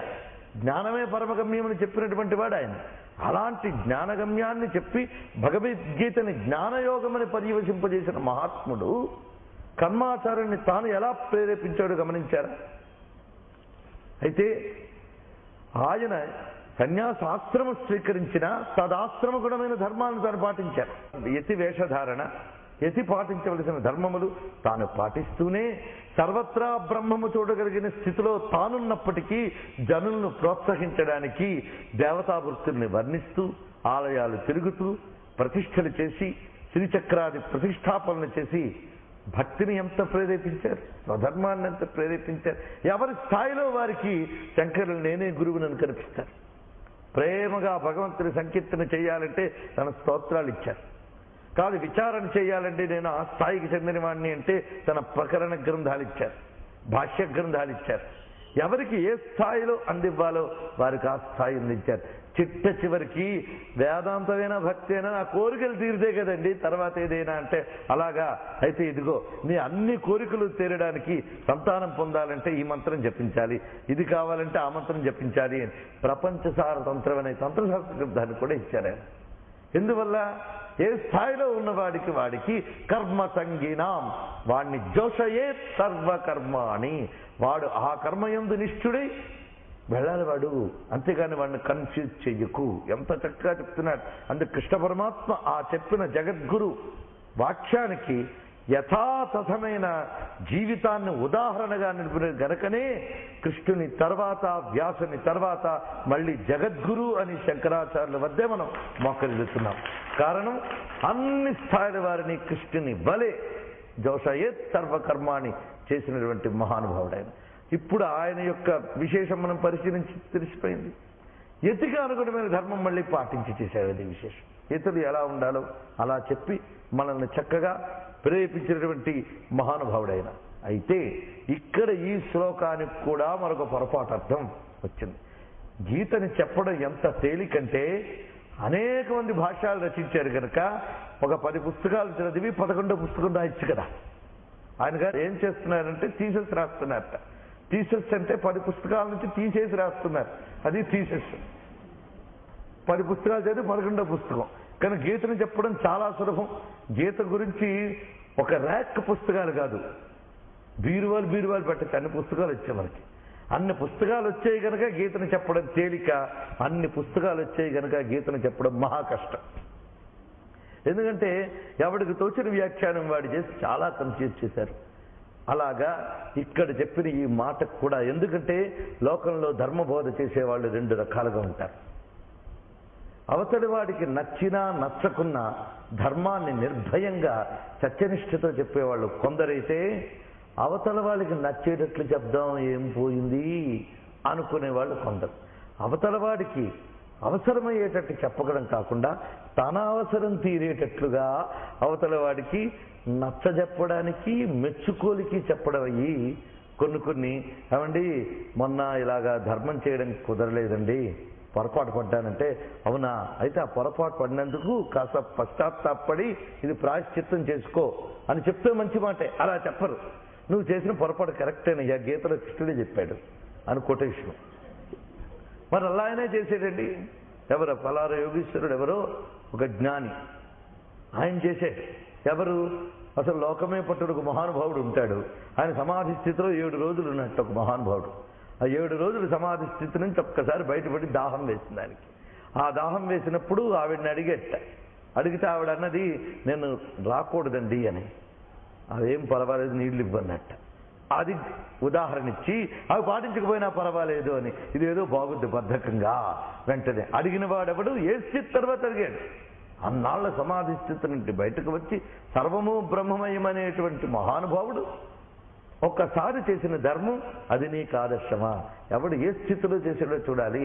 అందుకు అన్నవాడెవడు ఏ స్థితికి చెందినవాడు అని తెలియాలి. అలాగే ఆ స్థితిలో ఉన్న వాళ్ళు కూడా జాగ్రత్తగా ఉండాలి. అది యద్యదాచరతి శ్రేష్ఠ. అనేక మంది మహాత్ములు ఉంటారు, కానీ మహాత్ములన్నిటికీ ప్రమాణం కారు. బాగా గుర్తుపెట్టుకోండి. మళ్ళీ ఈ మాట అంటున్నందుకు ఏమనుకోవద్దు. ఎందుకంటే జ్ఞానానికి ప్రమాణమే తప్ప ధర్మశాస్త్రానికి అతను ప్రమాణం కాదు. వాడి స్థితిలో వాడొక మాట అనొచ్చు, కానీ అన్నవాడి స్థితిని తెలుసుకుని శాస్త్రాన్ని ముందు పరిశీలించాలి. ఎందుకంటే శాస్త్రం భగవానుడి దేనికి అంటకుండా ఏర్పరిచినటువంటిది, అది విశేషం. అందుకే శాస్త్ర పాలన చెయ్యవలసిందే, అది హెచ్చరిక. మనమేదో మనకు అనుకూలంగా అటు ఇటు మార్చేసి దానికి మహావాక్యాలని ప్రమాణాలుగా తీసుకొనరాదు. ఇది సంప్రదాయం. అందుకే శంకరులు అంటారు, అసంప్రదాయజ్ఞుడు శాస్త్ర విషయముల గురించి మాట్లాడడానికే వీలు లేదన్నాడు. వాడు ఎంత పండితుడైనప్పటికీ కూడా బ్రహ్మ విద్య గురించి, ధర్మముల గురించి సంప్రదాయజ్ఞుడు కాని వాడు మాట్లాడరాదు అని చెప్పారు ఆయన. అందుకు సంప్రదాయజ్ఞుడు అయి తీరాలి. కృష్ణ పరమాత్మ దాన్నే ఇక్కడికి చెప్తున్నారు. ఎందుకంటే నబుద్ధి భేదం జనయేత్ అన్న దానికి ఒక భయంకరమైన కువ్యాఖ్య నేనే చూడడం జరిగింది ఒక చోట. కొంతమంది ఒక చెయ్యకూడని అశాస్త్రీయ కర్మను చేస్తున్నారు. వాళ్ళు పాప అమాయకంగా చేస్తున్నారు. అంటే ఒక మంత్రాన్ని సామూహికంగా చెయ్యకూడని మంత్రం అది, కేవలం ఎవరికి వారే చేసుకోవాల్సిన మంత్రం అది. అది సామూహికంగా కూర్చుని ఆచారములు అవన్నీ విసర్జించి చేస్తూ ఉన్నారు. చేస్తున్నాయని ఒక పెద్ద ఆయన వద్దకు వెళ్ళి, ఇది అశాస్త్రీయం కదండి, మీరు అది వాళ్ళు చేస్తూ ఉంటే అశాస్త్రీయమని తెలిసి కూడా కూడదు అని ఎందుకు చెప్పలేదు అని అడగడం జరిగింది. వెంటనే ఆయన ఇది కొటేషన్ చెప్పాడు. నా బుద్ధి భేదం జనయే తజ్ఞానం కర్మ సంగిరాం అన్నాడు ఆయన. ఇది ఎందుకు చెప్తున్నానంటే అతి జాగరూకతతో చెప్పడం వల్ల. ఎందుకంటే ఇది ధ్యాని నేను పాస్ అయి వెళ్ళిపోయేనా ఇదే పట్టుకుని మళ్ళీ ఇలాంటి సందర్భానికి అన్వయించుకునే ప్రమాదం ఉంది కనుక ఒక మాటని బయటికి వదిలే ముందు అది ఎలాంటి డౌట్స్ని క్రియేట్ చేస్తుందో కూడా ఊహించి దానికి కూడా సమాధానం చెప్పడం అనేది ముఖ్య అవసరం కనుక చెప్తున్నాను. ఇంత చెప్పినా ఇంకే పుడతాయనేది నా ఊహకు కూడా అందకపోతే నేనేం చేయలేను. ఇప్పుడు అందరి మేరకు మాత్రం పరిశీలించినట్లయితే ఆయన చెప్పిన ఆ సమర్థన వినగానే ఒక్కసారి జలధరించింది, ఇంతకు వ్యాఖ్యానం కూడా చేయవచ్చా అని. అక్కడ కృష్ణ పరమాత్మ అన్న విషయం శాస్త్ర విరుద్ధమైన కర్మను ఆచరించేవాడిని మరింతగా ప్రోత్సహించు అని అనలేదు ఆయన. శాస్త్రవిహితమైన కర్మనే దానితో అంటుకుని ఫలాపేక్షతో చేసేవాడిని కన్ఫ్యూజ్ చేయకుండా ప్రోత్సహించు అన్నాడు. కానీ అశాస్త్రీయ కర్మని ప్రోత్సహించు అని అనలేదు. ఇది చాలా జాగ్రత్తగా గుర్తుపెట్టుకోవలసిన విషయం. అశాస్త్రీయ కర్మను ప్రోత్సహించమని లేదు ఆయన, శాస్త్రీయమైన కర్మని ప్రోత్సహించమన్నాడు. అది విషయం. 10 మంది కూర్చొని విష్ణు శాస్త్రం చదువుతున్నారు. ఏ కారణం చేత ఏదో లోకక్షేమం కోసం, దోషం లేదు. అది నామ సంకీర్తనం చక్కగా చేయవచ్చు వారి వారి నియమాలకు అనుగుణంగా. మొత్తం 1,00,000 మంది కూర్చుని శ్రీరామ జయ రామ జయ జయ రామ చేస్తున్నారు. ఎందుకంటే లోకంలో శాంతి కోసం అండి మేము చేస్తున్నాం అంటే ప్రోత్సహించాలి. తాను మహామౌన స్థితిలో ఉన్నా వెళ్ళి వాళ్ళ ముందు కూర్చుని తాను కూడా శ్రీరామ జయ రామ జయ జయ రామ అంటే అంత గురువు గారే అన్నారు కదా అని వీళ్ళలో నిద్రపోతున్న వాళ్ళు ఒక్కసారి నిద్రలేచి వీళ్ళు కూడా శ్రీరామ జయ రామ జయ జయ రామ జోషయేత్ సర్వకర్మాణి, అది జోషయేత్ సర్వకర్మాణి. అంతేగాని కూడని మహామంత్రాన్ని ఎలుగెత్తు కూర్చుని 10 మంది భజన చేస్తూ ఉంటే అది తప్పని తెలిసి కూడా తాను కూడా వాళ్ళతో తప్పు చేస్తే అంత పెద్ద ఆయనే చేసాడనగా లేదు. నిన్న మొన్న పుట్టుకొచ్చిన ఈయన చెప్తే ఎవడ వింటాడు అంటారా లేదా? అందుకే యజ్ఞదాతరతి శ్రేష్ఠ తత్తదేవేతరో జన. ఇది ప్రస్తుతం ఎవరెవరైతే ధర్మ ప్రచారాలు చేస్తున్నారో, ఎవరెవరైతే పీఠాలెక్కి ఆనందిస్తున్నారో వాళ్ళందరికీ పరమాత్మ చేసిన హెచ్చరిక. అదే విషయం. నువ్వు అవతల వాడిని ఎప్పుడు అశాస్త్రీయం వైపు ప్రోత్సహించకు. అలాగే వేదాంతం చెప్పి శాస్త్రీయ కర్మని ఫలాపేక్షతో చేసేవాడిని కన్ఫ్యూజ్ చేసి కర్మభ్రష్టుని చెయ్యకు. అందుకే శంకరులు పెట్టిన పీఠాల వారందరూ కూడాను అనేక యజ్ఞములు దేశమునందు జరిగేలా చేశారు. అంతేగాని కేవలం ఉపనిషత్ భాష్యాలే చదువుకుంటూ కూర్చోండి అనలేదే. ఎందుకు ఇవన్నీ కూడా వ్యాప్తి చేస్తున్నారు వారు? ధర్మ ప్రతిష్టాపన జరగాలి అంటే ఫలాపేక్షతోనైనా కర్మానుష్ఠానం చేసేవాళ్ళు ఉండాలి. ఎందుకంటే ఫలము కావాలి అనే కోరిక ఉన్నదే, ఆ కోరిక నెరవేర్చుకోవడానికి అనేక ప్రతికూల పరిస్థితులు ఉంటాయి మనకి. ఆ ప్రతికూలతల నుంచి బయటపడడానికి మనం ఈ కర్మను ఆశ్రయిస్తున్నాం. ఇలా ఆశ్రయించడం వల్ల మనం ధర్మమునందు నిష్ఠ కలిగి ఉన్నాం. లేకపోతే అన్ని అనుకూలిస్తే ధర్మమే మనం ఆచరించాం, ప్రతికూలతల వల్ల ఆచరిస్తున్నాం. అలాంటి వాళ్ళ దగ్గరికి వెళ్ళి హఠాత్తుగా ఇప్పుడు ఇంతమంది కూర్చున్నాం, కృష్ణుడి గురించి చెప్తున్నారు కనుక ఏదో పుణ్యం వస్తుంది అని కూర్చుంటారు. వాళ్ళ ముందు మొదటి నుంచి ఆత్మజ్ఞానమే చెప్తూ ఉంటే వాళ్ళకి లాభం లేదు. అందుకే మూకుమ్మడికి ఒకటే మాట చెప్పడం కూడదు. అదే విషయం. లోకాన్నంతటినీ ఉద్ధరింపజేయడం అనేది సాధ్యం కాదు. ఎవరెవరినైతే ఏ మార్గముల్లో ఉపదేశించాలో వారికి ఆ మార్గంలో చెప్పాలి. అందుకే ప్రతి ధర్మ ప్రచారకుడు గుర్తుపెట్టుకోవాల్సిన విషయం ఏంటంటే, ఒక అతీత స్థితికి చెందిన జ్ఞానవచనముల్ని తీసుకువచ్చి సాధన స్థితిలో ఉన్నటువంటి వాడి వద్దకు తెచ్చి కన్ఫ్యూజ్ చేయవద్దయ్యా అనేటువంటి గొప్ప బోధన చేస్తున్నాడు శ్రీకృష్ణ పరమాత్మ ఇక్కడ. ఎందుకంటే అనేక మంది అనేక సంస్కారాలతో ఉంటారు, అందరికీ అన్నీ అందుకు సామాన్య ప్రజల వద్దకు వెళ్ళేటప్పుడు ధర్మము, భక్తి మొదలైన వంటి వాటిని ప్రేరేపించి శీలము మొదలైన నైతిక విలువలు ప్రేరేపింపజేసేలా చేయాలి తప్ప జ్ఞానవచనములనే ఉపన్యాస గ్రంథములుగా చెప్పి వాళ్ళని కన్ఫ్యూజ్ చేసి బద్ధకాన్ని ప్రోత్సహించే విధంగా ధర్మం నుంచి భ్రష్టు చెందేలాగా బోధనలు చెయ్యవద్దు అని ఏనాడో హెచ్చరించాడు స్వామి. అందుకు ప్రచారమే ధర్మముగా లేదా ధర్మమే ప్రచారముగా ఉన్నటువంటి ఈ కలియుగంలో ఇంకా జాగ్రత్తగా ఉండాలి. ప్రచారం వల్ల ధర్మం నిలవదు, విచారం వల్ల ఆచారం వల్ల నిలుస్తుంది ధర్మం. విచారం అంటే అర్థం ఏడవడం కాదు, విచారణ అంటే ఆలోచన, చింతన. అందుకే విచారణ, ఆచరణ, అంతేగాని ప్రచారం కాదు. మరి ఇది ఎందుకండి? ఈ 18 రోజులు ఇక్కడెందుకు, మరో రోజు మరో చోట ఎందుకు అంటే, అలా చేస్తున్నాం కనుక వీళ్ళందరినీ ఒకేసారి ధర్మ ప్రతిష్ఠ చేసేస్తానన్న భ్రమ నాకు లేదు, వింటున్న వాళ్ళకి ఎలాగో ఉండదు. మరి ఎందుకు చేయడం? ఇది పెద్ద విషయం. మనకి చేస్తున్నది సద్గ్రంథములని చెప్పబడేటువంటి రామాయణ, భారత, భాగవతాల్లో ఉన్నటువంటి ఆ దివ్య శబ్దముల్ని మనం వాయుమండలంలో నింపవలసిన బాధ్యత ఉన్నది కనుక ఇవి నింపితే ఆ సాత్విక్ ఫోర్సెస్, ఆ దేవతా శక్తులు ఆ వాయు తరంగాల్లో నిండిపోయినప్పుడు బయట ఎంత కాలుష్యం అండి. ఛానల్స్ దగ్గర నుంచి మనం చూస్తున్నటువంటి బయట హోర్డింగుల వరకు, రాజకీయ నాయకుల వేదికల నుంచి ఇతర సభా వేదికల వరకు వినరానివి విని, అనరానివి అని, కనరానివి కని, తినరానివి తింటున్నటువంటి ఈ కాలుష్య వాతావరణంలో కొంతైనా పవిత్రీకరించాలని ఈ దివ్య శబ్దములను వాయుమండలంలోకి పంపించే పని మనం చేస్తున్నాం. అంతేగాని దీని ద్వారా అందరూ మారిపోతారనే భ్రమ ఏమీ లేదు. ఎందుకంటే ఎవరు ఎంత స్థాయిలో ఉంటారో వారి స్థాయి వారిదే.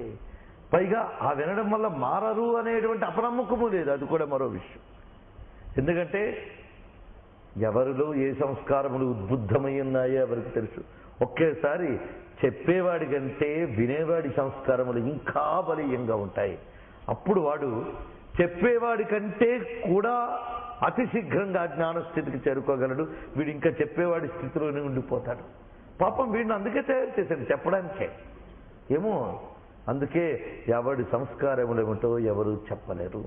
చెప్పవచ్చిన విషయం ఏంటంటే, అశాస్త్రీయ కర్మల్ని ప్రోత్సహించమని కృష్ణ పరమాత్మ చెప్పలేదు. చేస్తున్న శాస్త్రీయ కర్మల్నే లంపట బుద్ధితో చేసే వాళ్ళని నిరుత్సాహపరచవద్దు. కర్మాచరణ పరాయణులందరూ కర్మయోగులు కాలేరు. అందుకు వాళ్ళని ముందు ఇటు ప్రోత్సహించి క్రమంగా విచార మార్గంలోకి తీసుకువెళ్ళి క్రమ పద్ధతిలో తీసుకువెళ్ళాలి అని బోధించి, వీటన్నిటికీ చిట్ట చివరగా అసలు నువ్వు చెప్తే వీళ్ళందరూ మారిపోతారా? మారయ్యా. ఎందుకంటే ప్రతి వ్యక్తికి వాడి ప్రకృతి వాడుకుంటుంది. ఎంత లాజికల్ అండ్ సైంటిఫిక్ ఫిలాసఫీ ఇస్తున్నాడో చూడండి. అందుకే గీత రిలీజియస్ గ్రంథం కాదు, అది ఒక మనస్తత్వ శాస్త్రం, ఒక తత్వశాస్త్రం. It is a philosophy, it is a psychology. అది విషయం. అందుకు ఎన్ని రకాలుగా ఆలోచించి ఇంత స్పష్టంగా చెప్పిన గ్రంథం విశ్వ సాహిత్యంలో మరొకటి ఉండదు. అందరికీ ఇదే ధర్మం కావాలి. ఈ ధర్మంలో కానీ ఎవరు మారరో వాళ్ళు భ్రష్టులైపోతారు అని హిందూ మతం ఏనాడు చెప్పదు. అది విశేషం, ఈ మతానికున్న గొప్పతనం. అది ఇక్కడ స్వామి చక్కగా చెప్తున్నాడు. ఎవరి స్థాయి వారికి ఉంటుందయ్యా, స్థాయి తెలుసుకోకుండా మాట్లాడరాదు సుమా. రమణ మహర్షి గురించి మనకు తెలుసు. ఆ మహానుభావుడు ఎటువంటి స్థితికి చెందినటువంటి వాడు? సర్వత్రా బ్రహ్మమును దర్శించేవాడు ఆయన. అంతేగాని ఒక కొండలోనే శివుడున్నాడనో, ఒక్క ఆలయంలోనే పరమేశ్వరుడున్నాడనో భావించేవాడు కాదు. నేను తెలుసుకో అని చెప్పాడు కదా ఆయన. చెప్పాడని మనకు తెలుసు, కానీ నేను మాత్రం తెలియలేదు, అది వేరే విషయం, పక్కన పెడదాం. ఆ మహాత్ముని వద్దకు కొంతమంది వెళ్ళేట ఫిలాసఫీ నేర్చుకుందామని. వెళ్ళామండి, నేను తెలుసుకో అన్నారు, అది కొంచెం అర్థం ఏంటంటే చెప్తారా అని ఏదో వేదాంతం ఏదో అడిగారు. చెప్తాను, పాపం మీరు ఈ పూట కాస్త విశ్రాంతి తీసుకోండి, సాయంత్రం బయలుదేరి అరుణాచలాన్ని ప్రదక్షిణ చేసి రండి అన్నట్టు. అయ్యా మీరేదో జ్ఞానము చెప్తారని వస్తే మీరు కూడా అజ్ఞానుల వలె ఆలయములు ప్రదక్షిణ చేయుడి, దాని తర్వాత పర్వతము చుట్టూ ప్రదక్షిణ చేయుము అని మమ్మల్ని కర్మ వైపు ప్రేరేపిస్తారేంటండి అంటే, అవన్నీ చేసి స్థితికొచ్చాను కనుక అన్నారు మహానుభావుడు. తాను ఏ పడవతో ఒడ్డు దాటాడో ఆ పడవ తర్వాత దాటడాన్ని వారి కోసం మిగల్చాలి, అది విషయం. అవసరమైతే తాను ఒడ్డు చేరినా మళ్ళీ పడవ ఎక్కి వాళ్ళందరినీ ఇందులో కూర్చోబెట్టుకు తేవాలి. అందుకు కొందరు ఒడ్డును చేరిన హాయిగా ఉండిపోతారు, కొందరు ఆ పడవను వేసుకుని అయ్యో ఆవది వారి ఈవలకు చేరాలే అని చెప్పి వాళ్ళందరూ కూర్చుని వెళ్ళి ఈవలకు తెస్తారు. అలా వచ్చిన వాళ్ళు వీళ్ళ కర్ణధారులు వీళ్ళందరూ కూడా. అందుకే రమణ మహర్షి ప్రోత్సహించారు వీటిని. అంతేకాదు ప్రోత్సహించి నువ్వు తిరిగేసిరా అంటే వీళ్ళు ఎక్కడ తిరగరను, తనకు ఓపికన్నంత వరకు తిరిగేస్తా. ఎలా తిరిగారంటే ఇప్పటికి కాళ్ళు చేతులు బాగా ఉన్న వాళ్ళు కూడా గిరి ప్రదక్షిణ చేసి వచ్చేమండి ఆటోలో అంటారు, కుదిరితే కార్లో. కానీ ఆ మహానుభావుడు ఎలా తిరగాలో చెప్పారు. ఎలాగూ ఒక మహారాణి గర్భిణి అయితే ఏ విధంగా ప్రదక్షిణ చేస్తుంది అలాగట. మహారాణి నడికే నెమ్మది, ఇక గర్భిణి అయితే ఆ లోపల ఉన్నటువంటి వాడికి ప్రమాదం రాకుండా అడుగులో అడుగు వేసుకుని తెలుస్తుంది. అలా ప్రదక్షిణ చేసేవారు ఆ మహానుభావుడు చిట్ట చివరి వరకు కూడా. ఆ స్థితికి చెందినవారు ఆయన. ఆయన చెప్పిన మాటలు చూసి మాకు ఫిలాసఫీ అండి, ఈ కర్మలు ఈ ధర్మాలు మా కమిల్లో వీఆర్ ఫిలాసఫర్ అనేటువంటి వాళ్ళు ఉన్నారే, వాళ్ళు ఆత్మవంచకులు, పరవంచనకారకులు, పరద్రోహులు. అది ఈ మహాత్ములు మనకు చేసి చూపించినటువంటి హెచ్చరించినటువంటి మాటలవి. అక్కడ కృష్ణ పరమాత్మ అదే విధంగా ఉన్నారు. చికీర్షుడు లోక సంగ్రహం అయినటువంటి వారు కనిపిస్తారు. ఇలా మహాయోగీంద్రులు అందరూ కనిపిస్తారు. అలాగని ఒక మహానుభావుడు పాపం శివరాత్రి ఉపవాసం చేసుకున్న ఆయన దగ్గరికి వెళ్ళి నేను ఇవాళ శివరాత్రి ఉపవాసం అండి అంటే, ఉపవాసం చేయాలా? ఉపవాసం అంటే ఇంద్రియాలను నిగ్రహించడం కాదు నాయన, తిండి తినకుండా కూర్చోవడం కాదు. సమీపే వాస, దేవుడి దగ్గర కూర్చోవడం అంటే మనస్సు తీసుకుని దేవుడి దగ్గర పెట్టడం, అంతేగాని తిండి మానేసి కూర్చోవడం కాదంటే ఇదేదో బాగుంది. అందుకు ఉపవాసం చేసే వాళ్ళ దగ్గర తనకున్న గిల్టీ కాన్షియస్ పోవడానికి ఉపవాసం అంటే తిండి మానేయడం కాదండి, దేవుడి దగ్గర కూర్చోవడంటే మా గురుగారు చెప్పారు. అందుకని 30 పూటలా తింటానండి. ఒక్క పూట కూడా హింస లేకుండా ఉండడం అనమాట. 30 పూటలా తింటాడు అని వాడికి అక్కడ భగవంతుడి సన్నిధిలో మనస్సుంచడం పోయి 30 పూటలా తినడం అనే ముద్దు మాట ఉన్నదే, దాని మీద ఆకర్షితులై చేసి దానికి సమర్థన ఏమిటి? సమీపే వాసహ అని సంస్కృతం. వాడికి అసలు సంస్కృతం రాదు, ఇది ఒక్కడు దొరికింది. అందుకు ఏ వాక్యాన్ని దేనికి సమర్థిస్తున్నాం, ఏ ఉద్దేశంతో సమర్థిస్తున్నాం? ఇదే చిత్తశుద్ధి అంటే. హిపోక్రసీ కూడదండి. నిజానికి మన లోకంలో కూడా ఎవరో ఒక మంచి పని చేస్తూ ఉంటారు, వాళ్ళలో ఏదో లోపం ఉందా అని వెతుకుతాం. వెతికి నువ్వు ఇలా చేశావు నాయనా, నువ్వు అలా చేయకూడదు అంటాం వాడిని. ఏదో ఒకటి అని వాడిని హింసించడం. అసలు ఉద్దేశం వాడు అలా చేసేయని చెయ్యలేదని కాదు, అసలు వాడంటే వీడికి అసూయిందా, అసలు ఉద్దేశం అది బయట పెట్టాడు, ఇవన్నీ చెప్తాడు. అలాగే అసలు ఉద్దేశాలు ఒకటుంచుకుని తన మనస్సును కూడా తాను పరిశీలించకుండా వేదాంతాది వాక్యముల ఎడల తాను భ్రమ చెంది ఇతరుల్ని భ్రమ పెట్టరాదు. ఎంత చక్కగా కృష్ణ పరమాత్మ హెచ్చరిస్తున్నాడో చూసారా. అయితే ఇక్కడ చెప్పడంలో ఆయన ఉద్దేశం చూడండి, ఎంత వివరంగా చెప్తున్నాడు. ఎవరికి వారికి వారి ప్రకృతి ఉంటుందయ్యా. ఒకటున్నాడు, ప్రకృతే క్రియమాణాని గుణకర్మాణి సర్వశః అహంకార విమూఢాత్మ కర్తాహమితి మన్యతే. ఒక్కసారిగా నువ్వు ఎలా ప్రకటించగలవయ్యేవాడిని? వాడు కర్తాహమితి మన్యతే. నేను యజ్ఞం చేస్తున్నాను, ఎంత చెప్పిన నేను రుద్రాభిషేకం చేశానండి, నేను సత్యనారాయణ చేశానండి, నేను ఈ రామకోట పుస్తకం రాశానండి హనుమాన్, నేను చేశానని చెప్తున్నాడు. నేను చేస్తానండి అంటున్నాడు. అనుకుంటేనే కానీ వాడు చేయలేడు. వాడి దగ్గరికి చేసేవాడు నువ్వు కాదు, చేయించేవాడు నువ్వు కాదు అంటే ఎక్కడ వాడికి సాధ్యమవుతుంది? క్రమక్రమంగా వస్తుంది. ఒక్కసారి నువ్వు చేయవు, నువ్వు చేసేది కాదంటే అంతా చేయించే దేవుడైతే మరి నాకు పాపం పుణ్యం ఏంటండి అంటాడు వాడు వెంటనే. అలాంటివి కూడా మనం ఉంటూ ఉంటాం లోకంలో. సరిగ్గా చెప్పకపోతే అపార్థాలకి ఏతవుతుంది. దానికన్నా రాసుకునైనా బాగా రామకోటి రాయి, నీకు పుణ్యం వస్తుంది అంటే ఆ రామకోటి రాసిన పుణ్యమైన వాడికి చిత్తశుద్ధిని కలిగించి క్రమక్రమంగా వీడు చెప్పే వేదాంత అర్థమయ్యేటట్లయినా చేస్తుంది. అందుకు ప్రకృతే క్రియమాణయని గుణ కర్మాణి సర్వశః అహంకార విమూఢాత్మ కర్తాహమితి మన్యతే. ఈ కారణం చేత ఓ అర్జున, ప్రతి వారిలో కూడా ప్రకృతి సహజమైనటువంటి గుణములు కర్మలు ఉంటాయి. దేహంలో ఉన్నటువంటి దేహికి ప్రకృతి సహజమైన గుణములు ఉన్నాయే.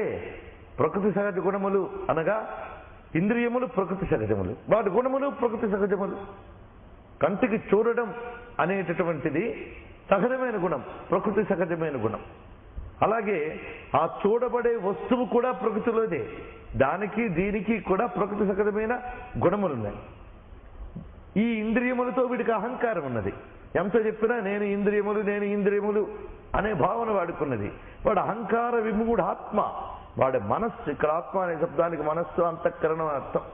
అహంకార విమూఢాత్మ, ఈ దేహమును నేను అనే దేహాత్మ భ్రాంతితో ఉన్నటువంటి వాడికి కర్తాహమితి మన్యతే, నేనే కర్తనుకునే వాడి వద్దకు వచ్చి ఎందుకు కన్ఫ్యూజ్ చేయడం సుమా.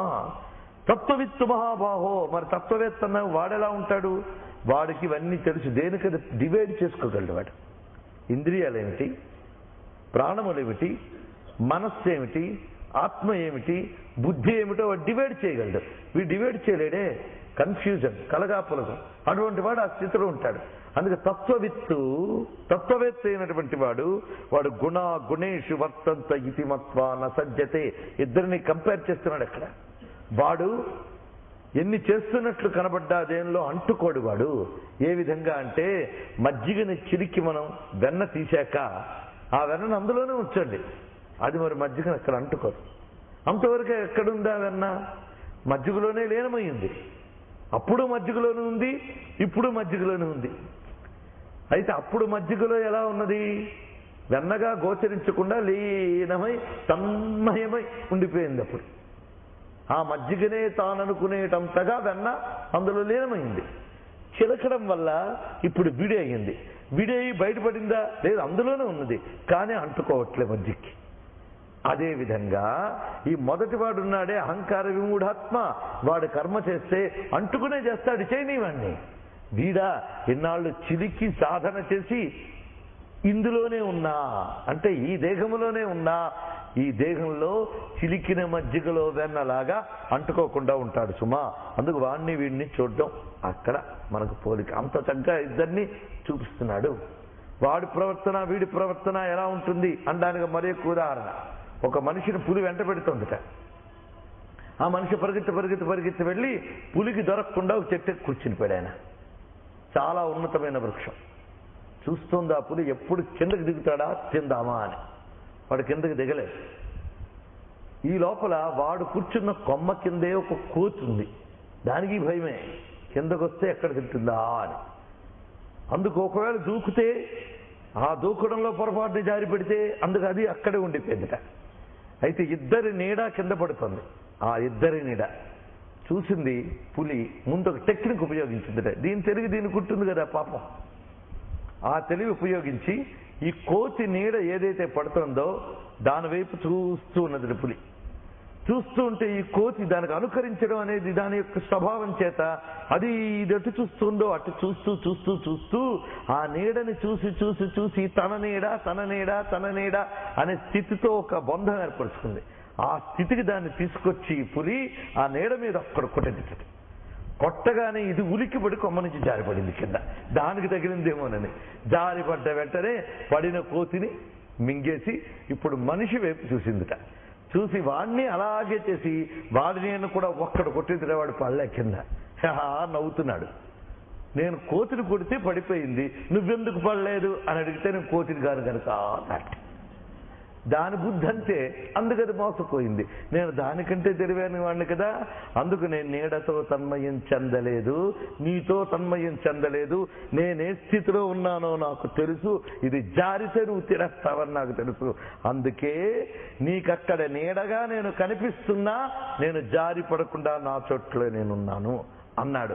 అదే అహంకార విమూఢాత్మ అన్నవాడు కోతి లాంటి వాడైతే తత్వవిత్తు మహాబాహో అని చెప్తున్న తత్వవేత్త ఈ మనిషి లాంటి వాడు. ఇది కంపారిజన్. ఎంత చక్కగా తేటగా అర్థమైంది కదా మనకి. అందుకే తత్వవేత్త అయిన వాడికి పులి నోట పడకుండా ఉండవలసిన జాగ్రత్త అది. అహంకార విమూఢాత్ముడైన వాడు పడిపోతాడు సుమా. అందుకు వాడు జాగ్రత్తగా వాడిని వెలికి తీయాలి వాడున్న స్థితిలోంచి. అంతేగాని వీడి స్థితిలోంచి వాడిని చెప్పడం కాదు. అంత చక్కగా బోధిస్తున్నాడు ఇక్కడ. అది చెప్పి కర్మ యొక్క విషయాన్నంతటి ఒక కొలిక్కి తెస్తూ ఆఖరి మాటగా కృష్ణ పరమాత్మ ఉపసంహారం చేస్తున్నాడు. ఏమిటంటే అధ్యాయానికి ఆఖరి శ్లోకమా? కాదు, నిజానికి కృష్ణుడి మాటకి సార శ్లోకం ముఖ్యమైనది ఇక్కడ చెప్పబడుతున్నది. మయి సర్వాణి కర్మాణి సన్యస్యాధ్యాత్మచేతస నిరాశీర్నిర్మమో భూత్వా యుధ్యస్వ విగతజ్వర. చాలా గొప్ప శ్లోకం. కర్మయోగంలో ఒక మణిపూస లాంటి శ్లోకం. భగవద్గీతలు ఇలాంటివి చాలా కనిపిస్తాయి. ఈ శ్లోకం వివేకానందకి చాలా ఇష్టమని చెప్పబడుతుంటుంది. అనేక ఉపన్యాసాలు ఆయన కోట్ చేస్తూ ఉంటారట. ఇది ఉపసంహార శ్లోకము అని చెప్పబడుతూ ఉన్నది మనకి. ఇది కర్మయోగానికి నిజానికి చివరి మాట. ఇంకా దీని ఫర్దర్ ఎక్స్ప్లెనేషనే చివరికి మిగిలిన కొన్ని శ్లోకాలు. నిజానికి కృష్ణుడు చెప్పినటువంటి చివరి మాట ఏమిటంటే, స్వామి అంతా బాగా చెప్పు, అంటుకోకుండా చేసేవాడు ఒకడు, అంటి చేసేవాడు ఒకడు, అంటుకోవలసిన అవసరం లేనివాడు ఒకడు.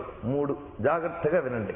అంటుకుని చేసేవాడు కర్మాచరణ పరాయణుడు, అంటుకోకుండా చేసేవాడు కర్మయోగి, అంటుకోవలసిన అవసరం లేనివాడు జ్ఞాని అని మనం చెప్పుకున్నాం. ఇక్కడ అంటుకోవలసిన అవసరం లేకుండా, అంటుకోకుండా, అంటుకున్న వారికి ఆదర్శంగా ప్రవర్తించే వాళ్ళ గురించి కూడా చెప్పుకున్నాం. ఇప్పుడు అంటుకోకని చాలా బాగా చెప్పారు. కానీ అంటుకోకుండా పని ఎలా చేయడం అండి అంటే, దేనుకోకడానికి అంటుకోవడం నీ స్వభావం. స్వభావం ఎక్కడికి పోతుంది? దేనుకోదానికి అంటుకుంటున్నది. బల్లిని ఎటు విసిరినా అది ఎక్కడో దానికి వెళ్ళి అతుక్కోవడమే దాని స్వభావం. అలాగే ఎంత తగువు పెట్టేవయ్యా అంటారు అన్నమాచార్య. దేవ ఈ తగువు తీర్చవయ్యా, వేవేలకు ఇది విన్నపమయ్యా. ఇంద్రియాలను గ్రహించుకో అని చెప్పు. భలే నన్ను తీసుకొచ్చి దానిలో పడేసి ఇంద్రియాల్లో నిగ్రహించుకో అంటే నా వల్ల అవుతుందా? నదిలో పడేసి అలా కాళ్ళు చేతులు కొట్టుకుంటావే, నేను ఒడ్డున్నా, నేనేమైనా అరిచాను నీలాగా అన్నట్టేవాడు. అందులో పడేసాక కొట్టుకోక నేనేం చేస్తానయ్యా?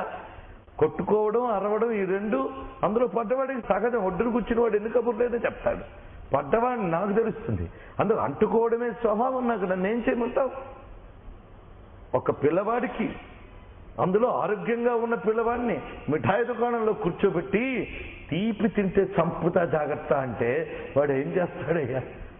అందుకు పరమాత్మ ఏం చెప్పాడంటే, అంటుకోవడం నీ స్వభావం గనక అది వద్దని నేను చెప్పనయ్యా.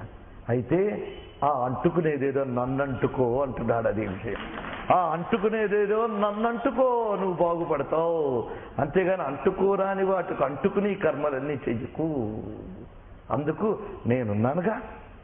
ఎంత అభయం ఇస్తున్నాడండి. ఇంత చెప్పి స్వామి ఇస్తున్న వాక్యం ఇది. అందుకే భగవద్గీత ఏ యోగం చెప్తుందంటే నిశ్చయంగా భక్తి యోగమే అనే మహాత్ములకి ఆధారాలు ఇలాంటి శ్లోకాలే. మయి సర్వాణి కర్మాణి సన్యస్య, అన్ని కర్మములు నాయందే సమర్పణ చేయి, నాయందుంచు. ఉన్నాను రెడీగా. ఎంత చక్కటి వాడిని ఎవడైనా అలా అడుగుతాడా? నీ బలవంతా నాకు ఇచ్చేయి అన్నవాడు ఎవడైనా ఉన్నాడండి ప్రపంచంలో.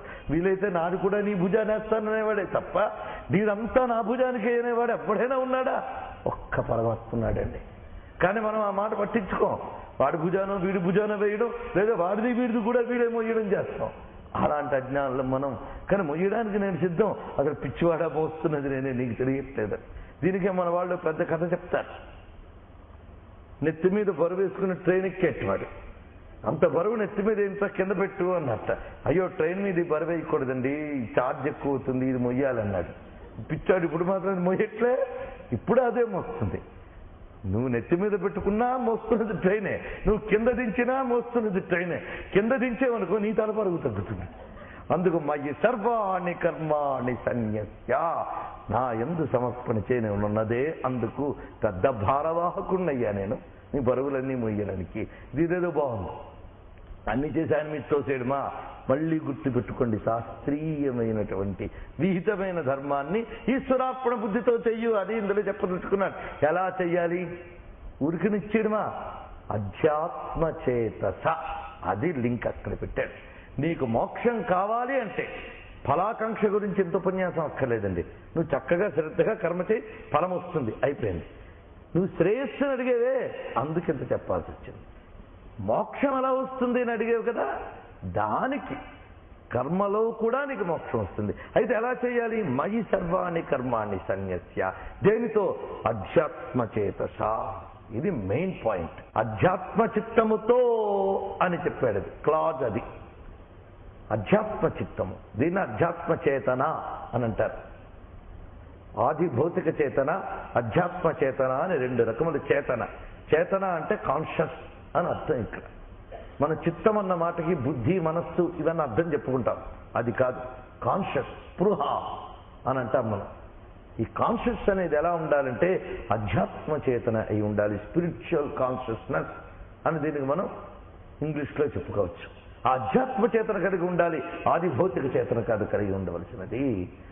అధ్యాత్మ చేతన అంటే ఆత్మ అనేది ఒకటి ఉందని, ఈ దేహములన్నీ కూడా శాశ్వతములు కావని, అశాశ్వతములైన ఈ దేహం కోసం నువ్వు ఇష్టానుసారం ప్రవర్తించరాదు అనేటటువంటి ఎరుక. అనుభవం కాదు ఇక్కడ, అవగాహన. అనుభవం అయితే వేరే విషయం. ఈ దేహమే నేను కాదు అనే మాట చెప్పడం తేలిక, కానీ స్థితి రావడం మహా కష్టం. ఇక్కడ అనుభవ జ్ఞానం గురించి నేను చెప్పట్లేదు, అవగాహన జ్ఞానం గురించి చెప్తున్నాను. ఈ దేహము నేను కాదు అనే విచారణ చేస్తూ అధి ఆత్మ చేతన. అధి ఆత్మ అంటే దేహము కంటే, మనస్సు కంటే, బుద్ధి కంటే, ప్రాణము కంటే అతీతమైన ఒక ఆత్మ ఉన్నదని, దాని యందు మనస్సు మరల్చి ఉండడమే అధ్యాత్మ చేతన. ఈ చేతన రావడం అంత తేలికైన విషయం కాదు. దానికి శని సాధన చెయ్యు. ఎంత చెప్పినా ఈ దేహమే నేను అని ఆ ఇంద్రియాల సుఖం కోసమే పాకులాడతాం. ఇది ఆది భౌతిక చేతన. అధ్యాత్మ చేతన వైపు వెళుతూ ఆ అధ్యాత్మ చింతన, అందుకే ఆధ్యాత్మిక చింతన ఉండాలండి అంటారు మన వాళ్ళు. ఆధ్యాత్మిక చింతన అంటే ఇది మనది ఆత్మ అని, ఆ ఆత్మ శాశ్వతమని, ఈ దేహములు అశాశ్వతములని, అశాశ్వతమైన ఈ దేహంతో చేసినటువంటివి దంపటుల మీద చేస్తే అవన్నీ అంటుకుంటాయని, అందుకు సత్కర్మాచరణ ఈశ్వరార్పణ బుద్ధితో చేయాలని బుద్ధి ఎప్పుడు కలుగుతుంది? ఆత్మ అనే శాశ్వత పదార్థం గురించి అంగీకరించినప్పుడు కూడా కలుగుతుంది. అందుకు దాని యందు మన కాన్షియస్ని నిలిపి ఉంచడమే అధ్యాత్మ చేతన. అధ్యాత్మ చేతనతో కర్మను నాయందు న్యసించి నిరాశి నిర్మమో భూత్వా, ఇప్పుడు ఇది చేయడం వల్ల ఇది రావాలి అనే ఆశను విడిచిపెట్టి, నాది అనేటటువంటి బంధాన్ని విడిచిపెట్టి యుద్ధస్వ, యుద్ధం చేయి, అది ప్రేరేపించాడు. విగత జ్వర, ఏ జ్వరము లేకుండా అని అంటే అర్జునుడికి అయినప్పుడు 104 టెంపరేచర్. విగత జ్వర అన్నాడు. జ్వరం వచ్చిందా? విగత అంటే వదిలిన జ్వరము కలవాడెవై, విగత జ్వర అంటే ముట్టుకోకుండానే అర్జునుడు టెంపరేచర్ అంతా తెలుసుకుని టెంపరేచర్ వదిలే అని చెప్పడమా అంటే తాపము వదులు. తాపము అంటే పడుతున్నవే వేదన, అజ్ఞానంతో పడుతున్న వేదన ఉందే, ఆ వేదనను వదిలే నాకు అర్పణ చెయ్యి, నేను శాశ్వతుణ్ణి, నా యందు బుద్ధి నిలుపు. భగవంతుని యందు బుద్ధిని నిలపడమే అధ్యాత్మ చేతన. ఇది అర్థం చేసుకో. ముందు బుద్ధిని నిలిపి ఆ తర్వాత కర్మని నిలుపు. అందుకు అధ్యాత్మ చేతస అనేది చివరి మాటగా చెప్పలేదు ఆయన, అది మొదటి మాట. మయి సర్వాణి కర్మాణి సన్యస్య అధ్యాత్మ చేతస. క్లాజ్ చివరికి చెప్పారంటే అర్థం, క్లాజ్ మొదట ఉండవలసిందే క్లాజ్, మొదట ఉండవలసిందే క్లాజ్. అధ్యాత్మ చేతస్సుతో నా యందు కర్మను అర్పణ చెయ్యయ్యా అంటే భగవంతుని యందు బుద్ధి నిలిపి ఆ తర్వాత పని అర్పణ చెయ్యు. పురుషోత్తముని మీది బుద్ధి అది చేసి కమలాక్షు నర్చించు కర్మలు. ఈ స్థితిలో ఉండి క్రమంగా నిరాశి నిర్మమ స్థితికి చేరతో, అలాంటి స్థితిలో చేరుకుని ఈ మమకారాన్ని విడిచిపెట్టి యుద్ధస్వ విగత జ్వర, అని కర్తవ్యనిష్ఠగా బోధిస్తున్నారు. ఏమే మతమిదం నిత్యం, ఇదే నా మతం అని ఆపేస్తున్నాడు. ఇక్కడ నిజానికి చెప్పదలుచుకున్న మాట అయిపోయింది కృష్ణుడిది. మళ్ళీ అర్జునువాత వస్తేనే మళ్ళీ చెప్తాడే. సారాంశం వచ్చేసింది, ఏమే మతమిదం, ఇది నా అభిప్రాయం. ఎందుకంటే ముందు అడిగాడు కదా, నీ అభిప్రాయం ప్రకారంగా నాకేది శ్రేయిస్తో చెప్పు అంటే, నువ్వు కర్మిష్ఠుడివి, ఇప్పుడు కర్మయోగివికా. అది కర్మయోగం అంటే సారాంశం అది. ఆధ్యాత్మ చింతనతో నాయందు కర్మలు సమర్పించి ఆశని మమతని విడిచిపెట్టి కర్మ చెయ్యు, అది కర్మయోగము. మోక్షం కావాలనుకునేటటువంటి కర్మిష్ఠి కర్మయోగిగా పరిణమించాలి అని బోధించాడు. ఇన్ని రకములుగా మనస్తత్వాన్ని తెలుసుకుని స్వామి చేసిన బోధన పరిసమాప్తి చెందినది. మయి సర్వాణి కర్మాణి సన్యస్యధ్యాత్మచేతస నిరాశీర్ నిర్మమో భూత్వా యుద్ధస్వ విగత జ్వర. ఇది నిజానికి మొత్తంగా ఈ అధ్యాయానికి సారభూతమైన శ్లోకము. కృష్ణుని యొక్క ప్రధాన ప్రబోధం ఈ శ్లోకంలో దాగి ఉంది. ఈ శ్లోకం అర్థం కావడానికి పనికొచ్చే శ్లోకాలన్నీ మిగిలిన 29 శ్లోకములు కూడా. అందులో భగవానుడు ఇంతవరకు చెప్పినటువంటి వాటిని మనం సమీక్ష చేసి మయి సర్వాణి వద్దకు వచ్చినట్లయితే మానవుల్లో అనేక రకాల స్థాయి ఉంటాయని, ఈ కర్మ చేసే వారి యొక్క స్థాయిని చెప్పేటప్పుడు మొదటి స్థాయి పశు స్థాయి లేదా ప్రకృతి చోదన స్థాయి అని చెప్పుకోవచ్చు. ఈ పశు స్థాయిలో కేవలం ఆహార నిద్ర భయమైథునాలే ముఖ్య వ్యాపారములు అనుకునే జాతి అంతా కూడా దీని కిందకు వస్తారు. మానవుల్లో అనేక మంది ఈ లక్ష్యాలతోనే పెడుతూ ఉంటారు. ఇంద్రియాలు బాగా పనిచేస్తున్నంత కాలం ఏమిటయ్యా అంటే శుభ్రంగా తినడం, నిద్రపోవడం, ఇదే కదండి జీవితం. ఇంకా కావాలంటే మరింత సంపాదించడం, ఆ సంపాదించిన దాంతో మరిన్ని వినోదాలు పొందడం, మరింత సుఖపడ్డం. ఇది తప్ప జీవితానికి మరొక ప్రయోజనం ఉందని కానీ ఉన్నదా అని కానీ వివేచన ఆలోచన రెండూ లేనటువంటి ఏ స్థాయికి చెందిన మానవులు ఉంటారో వాళ్ళందరిది పాశవిక స్థాయి అంటారు. వీళ్ళు అసలు ఎదగడం సాధన చేయడం ప్రశ్నే లేదు ఇక్కడ. వాడు తర్వాత స్థాయి ఆసురీ స్థాయి అని చెప్పవచ్చు. దీన్నే రాక్షస స్థాయి అని. ఈ దశలో ఎలాంటిదంటే తమ స్వార్థం కోసం ఎలాంటి దుర్మార్గానికైనా దిగి ధర్మాధర్మ విచక్షణ లేకుండా అక్రమమైనటువంటి పద్ధతుల్లో వెళ్ళడం ఆసురీ స్థాయి. ఇది రెండవ స్థాయి. ఇక మూడవ స్థాయి వద్దకు వస్తే ఇది మధ్యమ స్థాయి అనొచ్చు, లేదా మామూలు మంచి మనుషుల స్థాయి అనుకోవచ్చు. వీరు వీలైనంత వరకు శాస్త్రం ఏం చెప్తుందా అని తెలుసుకుని పాపభీతి దైవభీతి కలిగి శాస్త్రచోదితమైనటువంటి ధర్మ మార్గాలను విద్యుక్త కర్మలను ఫలాపేక్షతో చేస్తూ తాము చేస్తున్నామనేటువంటి అహంకారంతో వాటిని అంటుకుని చేస్తారు. వీరు మాత్రం చెడిపోరు, అందులో సందేహం లేదు. ఉన్నత స్థితికి ఎదిగే వాళ్ళు మాత్రం దీని తర్వాత స్థాయికి చేరతారు. అది నిష్కామ కర్మ అని. అంటే మధ్యమ స్థాయి వారిని మనం కర్మానుష్ఠాన పరులు అని చెప్పుకున్నాం. దాన్ని సకామ కర్మ స్థాయి వారు అని నిర్వచించుకోవచ్చు. ఆ తర్వాత స్థితి కర్మయోగంలో పైమెట్టు. వీరినే కర్మయోగులు అంటారు. కర్మ మార్గాన్ని ఎంచుకున్న వారిలో 2 రకములను చెప్పుకున్నాం. అంటుకుని సకామంగా చేసేవారు మొదటి రకం, అంటుకోకుండా నిష్కామంగా చేసేవారు 2వ రకం. వారిది దివ్య జీవనము అని వాళ్ళని అనాలి. వీరు దివ్య జీవన స్థాయికి చెందినటువంటి వారు. అటు పై వాళ్ళు ఉన్నారే, వాళ్ళు చేసే కర్మ ఆభాస కర్మ, లోక సంగ్రహ కర్మ అని చెప్పబడుతూ ఉంటుంది.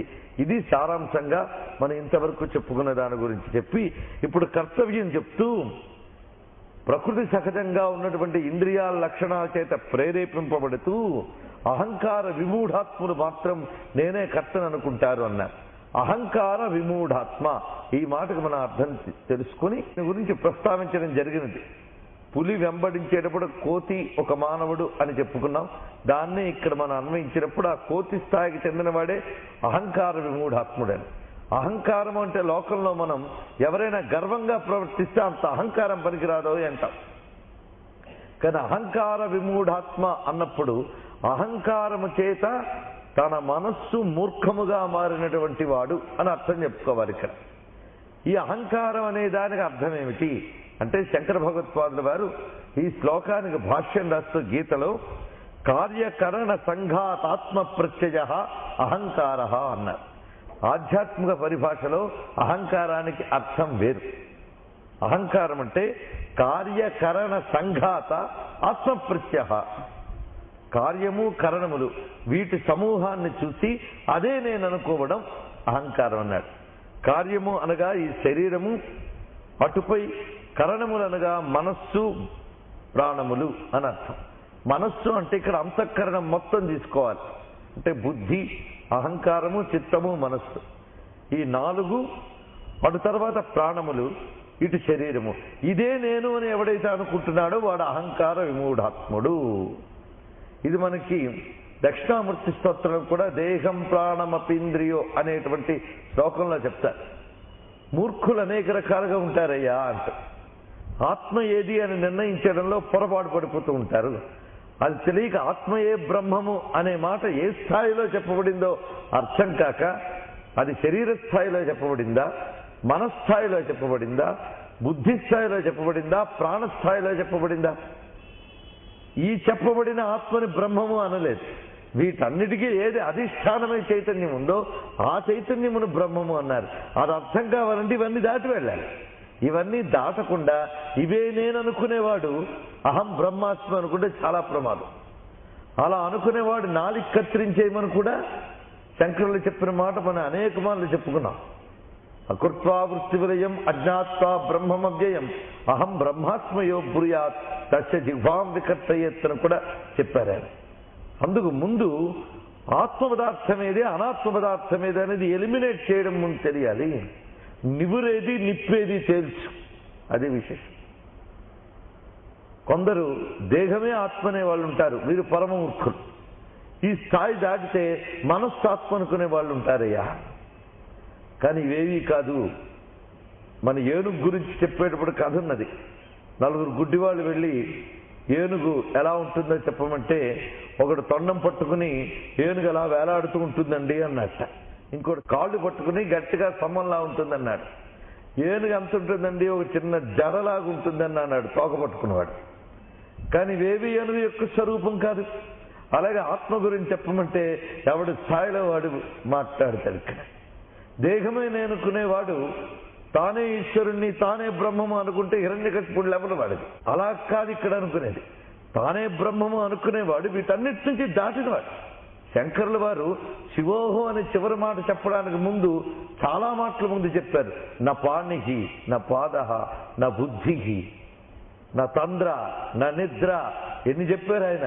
ఇవేవి నేను కాను అంటే వీటన్నిటి ముందు ఉప్పును ఊది అసలు నిప్పు తీసి ఇది నేను అన్నాడు. అలా లేకుండా ఇవన్నీ నేనైతే ఎవడనుకుంటున్నాడో వాడు అహంకార విమూఢాత్మ. ఈ దేహాదులన్నీ నేను అనుకునే అహంకార విమూఢాత్ముడు కర్తాహమితి మన్యతే, నేను కర్తను అనుకుంటాడు సుమా. తద్విరుద్ధంగా తత్వవిత్ అయినటువంటి వాడు దేహముల యందు ఉన్నప్పటికీ దానిని విడిగా దీనిని విడిగా అనాత్మని ఆత్మని విడిగా చూడగలడు గనక అతడు సంసార జగతిలో తిరిగేటప్పుడు కూడా అందులో మునగడు అని వివరంగా చెప్పి, ప్రకృతే గుణ సమ్మూఢా సజ్జంతే గుణకర్మసు తానకృత్స్న విదో మందాన్ కృత్సవిన్ న విచారయేత్. నిన్న ఈ శ్లోకాన్ని వ్యాఖ్యానించాలని అట్టిపెట్టాం. అందుకు మళ్ళీ వెనక్కి వచ్చినట్లుగా మీకు అనిపించింది. దీన్ని ఎందుకంటే అట్టిపెట్టడం జరిగినది స్వామి యొక్క అసలైన బోధ నిన్నటి రోజున ఆఖరణ చెప్పుకోవాలని ఆ శ్లోకాన్ని ముందుకు తేవడం జరిగింది. కానీ ఈ రోజున మళ్ళీ ఆ శ్లోకంతోనే మనం ప్రారంభించి అది అర్థం కావాలి అంటే ముందుగా ఇది అర్థం చేసుకోవాలి. అందుకు మళ్ళీ ఇటు వచ్చాం. ప్రకృతే గుణ సమ్మూఢా సజ్జంతే గుణకర్మసు. ఇప్పుడు ఈ దేహమే నేను అనుకునే వాడి వద్దకు వెళ్ళి నువ్వు ఈ ఆత్మస్థాయికి చెందినటువంటి వేదాంతం అంతా చెప్తే వాడు కన్ఫ్యూజ్ అయిపోతాడు అని నబుద్ధి భేదం జనయేత్ మాటని మళ్ళీ ఇక్కడ నొక్కి చెప్తున్నాడు. 26వ శ్లోకంలో నబుద్ధి భేదం జనయేత్ అజ్ఞానం కర్మ సంజ్ఞ నిన్న మనం చాలా వివరంగా చెప్పుకున్నాం. దాన్ని మళ్ళీ ఇక్కడ శ్రీకృష్ణ పరమాత్మ ఎందుకు చెప్తున్నాడు? ఈ భగవద్గీతలో మనం కొంచెం ఏకాగ్రతను లోపింపజేసుకుని కానీ చూస్తే చెప్పిందే చెప్పినట్లుగా అనిపిస్తూ ఉంటుంది.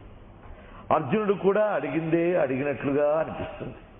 ఎందువల్లయ్యా ఇది అంటే ఇంకా రావాల్సిందేదో రానంత వరకు ఇలా ఉంటూ ఉంటుంది. ఆయన అడిగిందే అడుగుతాడు, ఈయన చెప్పిందే చెప్తాడు. కానీ ఆ చెప్పింది వంటబడ్డానికి ఎన్ని రకాలుగా చెప్పాలో అన్ని రకాలుగా చెప్తున్నాడు ఆయన. పైగా ఒక్కలా చెప్పిన మాట అదే విధంగా మరొక చోట చెప్పాడంటే అది ఎంత ప్రధానమైన విషయమో గుర్తుపెట్టుకోండి. అందులో కావ్యం చెప్పినప్పుడు లేదా ఒక కళా ప్రదర్శన చేసేటప్పుడు చెప్పింది చెప్పకూడదు, కానీ ఇటువంటి బ్రహ్మ విద్య విషయం వచ్చేటప్పటికి చెప్పిందే చెప్పాలట. ఎందుకంటే అది పట్టినట్టే ఉండి జారిపోతూ ఉంటుంది కనుక దాన్ని చెప్పిందే చెప్తూ ఉంటే ఎప్పటికైనా పడుతుంది. అందుకు బ్రహ్మ విద్యలో చెప్పిందే చెప్పడం జరుగుతూ ఉంటుంది. ఇక్కడ 2 విషయాలు చూపించాడు స్వామి 27, 28 శ్లోకాల్లో. ప్రకృతి చేత ప్రేరేపించబడి అహంకార విమూఢాత్ములైనటువంటి వారిని ఒకవైపు చూపించాడు, ఆ అహంకారం లేని తత్వవేత్తల్ని మరొక వైపు చూపించి ఆ తత్వవేత్తను మళ్ళీ హెచ్చరిస్తున్నాడు. నువ్వు ఎలిమినేట్ చేసుకోగలుగుతున్నావు, కానీ అవతల వాళ్ళు ఎలిమినేట్ చేసుకోవట్లేదు. వేదం ఒక మాట చెప్పింది, అజ్ఞబహుళో లోకః. లోకమంతా అజ్ఞబాహుళ్యంతో కూడింది. అజ్ఞులు అంటే అజ్ఞానులు, లోకమంతా అజ్ఞానులతో కూడింది అంటే అవునండి ఈ లోకమంతా కాకుల్లాంటిదండి, లోకమంతా అజ్ఞానమయం అండి అంటాడు. ఎవడు? ఈ లోకంలో ఉన్నవాడే, వాడు కూడా అందులో వాడే.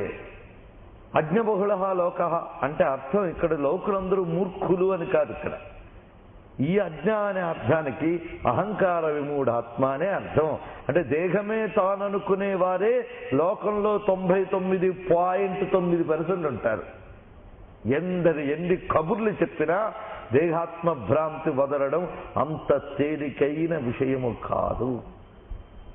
ఎన్ని చెప్పినప్పటికీ కూడా మరి వాళ్ళు వేదాంతం చెప్పినట్టుంది అంటే అదంతా వాద్వైఖరి, శబ్దజరి, శాస్త్ర వ్యాఖ్యాన కౌశలం ఇవన్నీ కూడా భుక్తయే నటు ముక్తయే. అది భుక్తికి పనికొస్తున్నాయి తప్ప ముక్తికి ఏమీ పనికి రావడం లేదు. అందువల్ల అత్యంత జాగరూకుడవై ఈ ఉన్నటువంటి ప్రకృతే గుణసమ్మూఢా సజ్జంతే గుణకర్మసు, ఈ ప్రకృతి గుణములతో ఎవరైతే కూడికలు ఉంటారో వాళ్ళు సజ్జంతే గుణకర్మసు, వాటి ఎందు మునిగిపోతారయ్యా. నిన్న మనం చెప్పినట్లుగా చిలికిన మజ్జిగలో వెన్నలా వాళ్ళు ఉండరు, చిలకని మజ్జిగలో వెన్నలా కలిసిపోయి ఉంటారు సుమా. అటువంటి వారి దగ్గరికి వారిని తాన్ అకృత్స్న విదో మందాన్ అని చెప్తున్నాడు కృష్ణ పరమాత్మ. వాళ్ళని మందులు అంటారు. మందులు అంటే మంద ప్రజ్ఞ కలిగినటువంటి వారు, వారి బుద్ధికి ఎక్కువ తెలియదు. నువ్వు ఎక్కువ వేదాంతం చెప్తే తప్పైనా అర్థం చేసుకుంటారు, లేదా పెద్ద ఆవలింత చేసి నిద్రైనా నిద్రపోతారు. రెండిట్లో ఏదో జరుగుతుంది. ఒకదాన్ని కూడా అర్థం చేసుకుంటే చాలా ప్రమాదం. మనకు చూడండి, ఒక చలనచిత్రం చాలా గొప్పగా తీశారు ఆ మధ్య. ఏమని శంకర భగవత్పాదులు వారు చెప్పిన చండాలోస్తు సతు ద్విజోస్తు గురురిత్యేషా మనీషా మమ అని నీలో నాలో అన్నిటా ఉండేటువంటిది ఒకే పరమాత్మ అని చెప్పిన విషయం తీసుకొచ్చి అది ఎవరెవరినైనా వివాహం చేసుకోవచ్చు, ఏం తప్పలేదండి శంకర భగవత్పాదులు వారు చెప్పారని సమర్థించి అవార్డు కూడా తీసుకున్నారు దానికి. వీళ్ళేమిటి? అహంకార విమూఢాత్ములకి వేదాంత వాక్యం చెప్తే ఇట్లాంటి అనర్థాలు జరుగుతాయన్నమాట. శంకరులు ఏ స్థాయిలో చెప్పారు? దేహాదులన్నింటినీ అతిక్రమించినటువంటి స్థాయిలో చెప్పారు, ఆత్మస్థాయిలో. ఆత్మస్థాయిలో చెప్పిన వేదాంతాన్ని దేహస్థాయిలోకి దించి ఒకదాని కూడా చేశారు. అదే నా బుద్ధి భేదంజనయే తజ్ఞానాం కర్మ సంగీణాం. అది కలియుగంలో చాలా ఎక్కువ జరుగుతుంది. దీనివల్ల చాలా పొరపాట్లు ఉంటాయన్నమాట. ఎందుకంటే వివాహం చేసుకునే ఆత్మలు కావు, దేహాలకి ఇవన్నీ ఉన్నాయి. అందుకు ఆత్మస్థాయిలో చెప్పిన శివోహం శివోహం అనే మాటను తీసుకొచ్చి దేహస్థాయి కతికించి అంతా ఒకటే కలగాపులగం అంటే ఆత్మస్థాయిలోనే మనం మాట్లాడితే నీరులోను నిప్పులోను కూడా ఒకే పరమాత్మ ఉన్నాడు, అందులో సందేహం లేదు. నీరు పరమాత్మే, నిప్పు పరమాత్మే. కానీ నీటిని నిప్పుని ఒక్కలాగే వాడం కదా. ఆ ఎరుక, ఆ జ్ఞానం జాగ్రత్తగా ఉండాలి. నీరు నిప్పు ఒకటే అని దీన్ని ఒట్టు మీద పోసుకోవడమో దాన్ని మంట కింద వాడటమో చేస్తే ఎంత ప్రమాదం. అందుకు ఎక్కడ ఏది అనేది చాలా జాగ్రత్తగా తెలుసుకోవాలి. ఆ విషయం మరొకసారి హెచ్చరిస్తున్నాడు కృష్ణ పరమాత్మ. తానకృత్స్న విదః మందాం. కృత్స్నము అంటే సమస్తము అని అర్థం. కృత్స్నవిత్ అంటే అన్నీ తెలిసినవాడు. అకృత్స్నవిత్ అంటే అన్నీ తెలియనివాడు అని అర్థం. అన్నీ తెలియని మందప్రజ్ఞ గలవాణ్ణి అన్నీ తెలిసినటువంటి తత్వవేత్త కన్ఫ్యూజ్ చేయవద్దయ్యా అని మళ్ళీ చెప్తున్నాడు ఇక్కడ. అకృత్న విధ అయితే అన్నీ తెలిసినవాడు అంటే సర్వజ్ఞుడు అని అర్థం. సర్వజ్ఞుడు అనేటటువంటి మాటకు అర్థం లోకంలో ఉన్న అన్ని విద్యలు తెలిసిన వాడిని మాత్రం పొరపాటున అర్థం చేసుకోవద్దు. లోకంలో అన్నీ తెలిస్తే మహాప్రమాదం, కొన్ని తెలిస్తేనే చాలా ప్రమాదాలు వచ్చేస్తున్నాయి, అన్నీ తెలిస్తే ఇంకా ప్రమాదాలు వస్తాయి. అన్నీ తెలియడం అనేది లోకంలో సాధ్యం కాదు. అందుకు సర్వజ్ఞుడు అంటే అన్ని విషయముల యందు అవగాహన కలిగిన వాడు, లేదా అన్ని విషయముల యందు పరిపూర్ణమైన జ్ఞానం కలిగిన వాడు అని అర్థం చెప్పుకోకూడదు. సర్వజ్ఞుడు అంటే సర్వము బ్రహ్మమయము అని తెలిసిన వాడు సర్వజ్ఞుడు. అది విషయం. సర్వము బ్రహ్మమయమే అని ఎరుక ఎవడికైతే ఉన్నదో అతడు సర్వజ్ఞుడు. ఇది తెలియకుండా అనాత్మ విషయాన్ని ఆత్మ విషయాలుగా భ్రమించేటటువంటి వాడు అకృత్న విధ. ఇది ఇందులో ఉన్నటువంటి ఆంతర్యం. అందుకు అటువంటి సర్వజ్ఞుడు ఆ తెలియని వారిని భ్రమింపజేయరాదు అని చెప్పి మయి సర్వాణి కర్మాణి సన్యస్యధ్యాత్మచేతస నిరాశీర్నిర్మమో భూత్వా యుధ్యస్వ విగత జ్వర అనేటువంటి ప్రధాన ప్రబోధ వాక్యాన్ని ఇక్కడ బోధిస్తున్నాడు స్వామి. ఇదే నిజానికి కర్మయోగానికి ఉపసంహార శ్లోకం, అంటే కన్క్లూడింగ్ శ్లోకం అన్నమాట, సారభూతం. మయి సర్వాణి నా యందు సర్వకర్మలు సన్యస్య. ఇక్కడ సన్యాసం అనే శబ్దం ఉంది. న్యాసము అంటే ఉంచుట అని అర్థం. సన్యస్య అంటే బాగా ఉంచుట, నా దగ్గర కొంత నీ దగ్గర కొంత అని కాకుండా మొత్తం ఆయన దగ్గర ఉంచాలి. అంటే మొత్తం కృష్ణార్పణమేనా? అంతా ఆయనకి ఇచ్చేస్తే ఎలా అంటే మరి నాకేం మిగలద్దు. నీకు మిగిల్చుకుంటే నీ అహంకారంతో పాటు నేను చాలా హింసిస్తుంది. ముందు ఆయనకి ఇచ్చేయి. సన్యస్య సమ్యక్ న్యాసం, సమగ్రంగా ఆయనకి ఇచ్చేసే. ఇచ్చిస్తే ఆయన ఏం చేస్తాడు? ఏది నిన్ను పతనం చేయదో దాన్ని ఆయన ఇస్తాడు నీకు. అందుకు సన్యస్య అధ్యాత్మచేతస, అది అధ్యాత్మ చింతన కలిగి ఉండడం అనేది ఇక్కడ స్వభావం. పరమాత్మ యందు కర్మని అర్పణ చేసేవాడికి ఉండవలసిన చేతన అధ్యాత్మ చేతన. అది నిన్ను చెప్పుకున్నాం. అంటే ఆత్మయందు బుద్ధిని నిలిపించుట, లేదా పరమేశ్వరుని యందు బుద్ధిని నిలిపించుట. ఎల్లవేళలా పరమాత్మ చింతన కలగడమే అధ్యాత్మ చేతస. ఆధ్యాత్మ చేతస్సు ఉన్నవాడే శాంతిని పొందగలడు. అధ్యాత్మ చేతస్సు లేనటువంటి వాడికి శాంతి లభించదు. అది వదిలేయండి, తర్వాత పెడదాం. ఇంకేదైనా మార్గంలో శాంతి దొరుకుతుందేమో చెప్పండి అంటే మరి యొక్క మార్గంలో శాంతి లభించదు, లభించదు, లభించదు. అధ్యాత్మ చేతన ఉన్న వారికి మాత్రమే శాంతి లభించే అవకాశం ఉంది. అది కూడా అవకాశం ఉంది. అధ్యాత్మ చేతన మాత్రం చేత వచ్చేది. అధ్యాత్మ చేతనతో వాడి నిరాశీ నిర్మమో భూత్వా, అది డెవలప్ చేసుకోవాలి వాడు. నిరాశీ నిర్మమో భూత్వా రెండు చెప్తున్నారు మళ్ళీ ఇక్కడ. నిరాశి ఆశ పెట్టుకోకుండా, అంటే ఈ కర్మ చేస్తున్నాను గనక దీని నుంచి ఇది కావాలి, దాని నుంచి అది కావాలి, దాని నుంచి అది కావాలి అని నిరాశ ఆశలు పెంచుకోకుండా, నిర్మమ ఇది నాది అనేటువంటి మమ పెంచుకోకుండా ఈ రెండు సాధన చేసి అధ్యాత్మ చేతనతో మయి సర్వాణి కర్మాణి సన్యస్య. అంటే ఇక్కడ మొత్తం 4 లక్షణాలు ఉండాలయ్యా అని చెప్పాడు. ఎందుకు? వికట జ్వర అవడానికి. అంటే జ్వరం తగ్గాలి అంటే 4 ఉండాలట. ఈ జ్వరం బాహ్య జ్వరం కాదు, ఆంతరంగిక జ్వరం. ఈ ఆంతరంగిక జ్వరం ఉన్నదే జ్వరము అంటే ఇక్కడ తాపము అనే ఉద్దేశంతో వాడబడింది. జీవుడికి అనేక జన్మల నుంచి వస్తున్నటువంటి తాపత్రయములు శాంతించాలి అంటే ఈ 4 డోసులు వేసుకోవాలండి. ప్రిస్క్రిప్షన్ ఇస్తున్నాడు శ్రీకృష్ణ పరమాత్మ. ఈ 4 1 by 1. ముందు అధ్యాత్మ చేతన, అది అసలు క్లాజ్. అధ్యాత్మ చేతనతో నిరాశీ నిర్మమో భూత్వా 3 అయ్యే. మయి సర్వాణి కర్మాణి సన్యస్య. ఈ 4 చేసినట్లయితే విగత జ్వర, ఇంకా తాపం లేని వాడివే.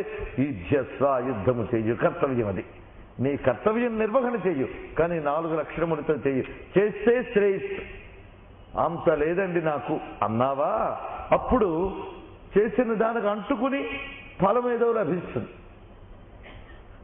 అంటుకోకుండా పరమమైన శ్రేయస్సే కావాలంటే నువ్వు ఈ 4 లక్షణాలతో ఉండాలి సుమా అని చక్కగా బోధించి, అటు తర్వాత విషయం వివరిస్తూ ఉన్నారు క్రమంగా. అసలు ఈ ప్రకృతి అంటే ఏమిటి అనే దాని గురించి కొంత వివరణ తర్వాతి శ్లోకంలో మనకు కనిపిస్తుంది. ఇప్పటి వరకు ముందు శ్లోకాల్లో ప్రకృతిర్గుణ సమ్మూఢాః ప్రకృతే క్రియమాణాని అని ప్రకృతి ప్రకృతి ప్రకృతి అని చాలా మార్లు వాడారు.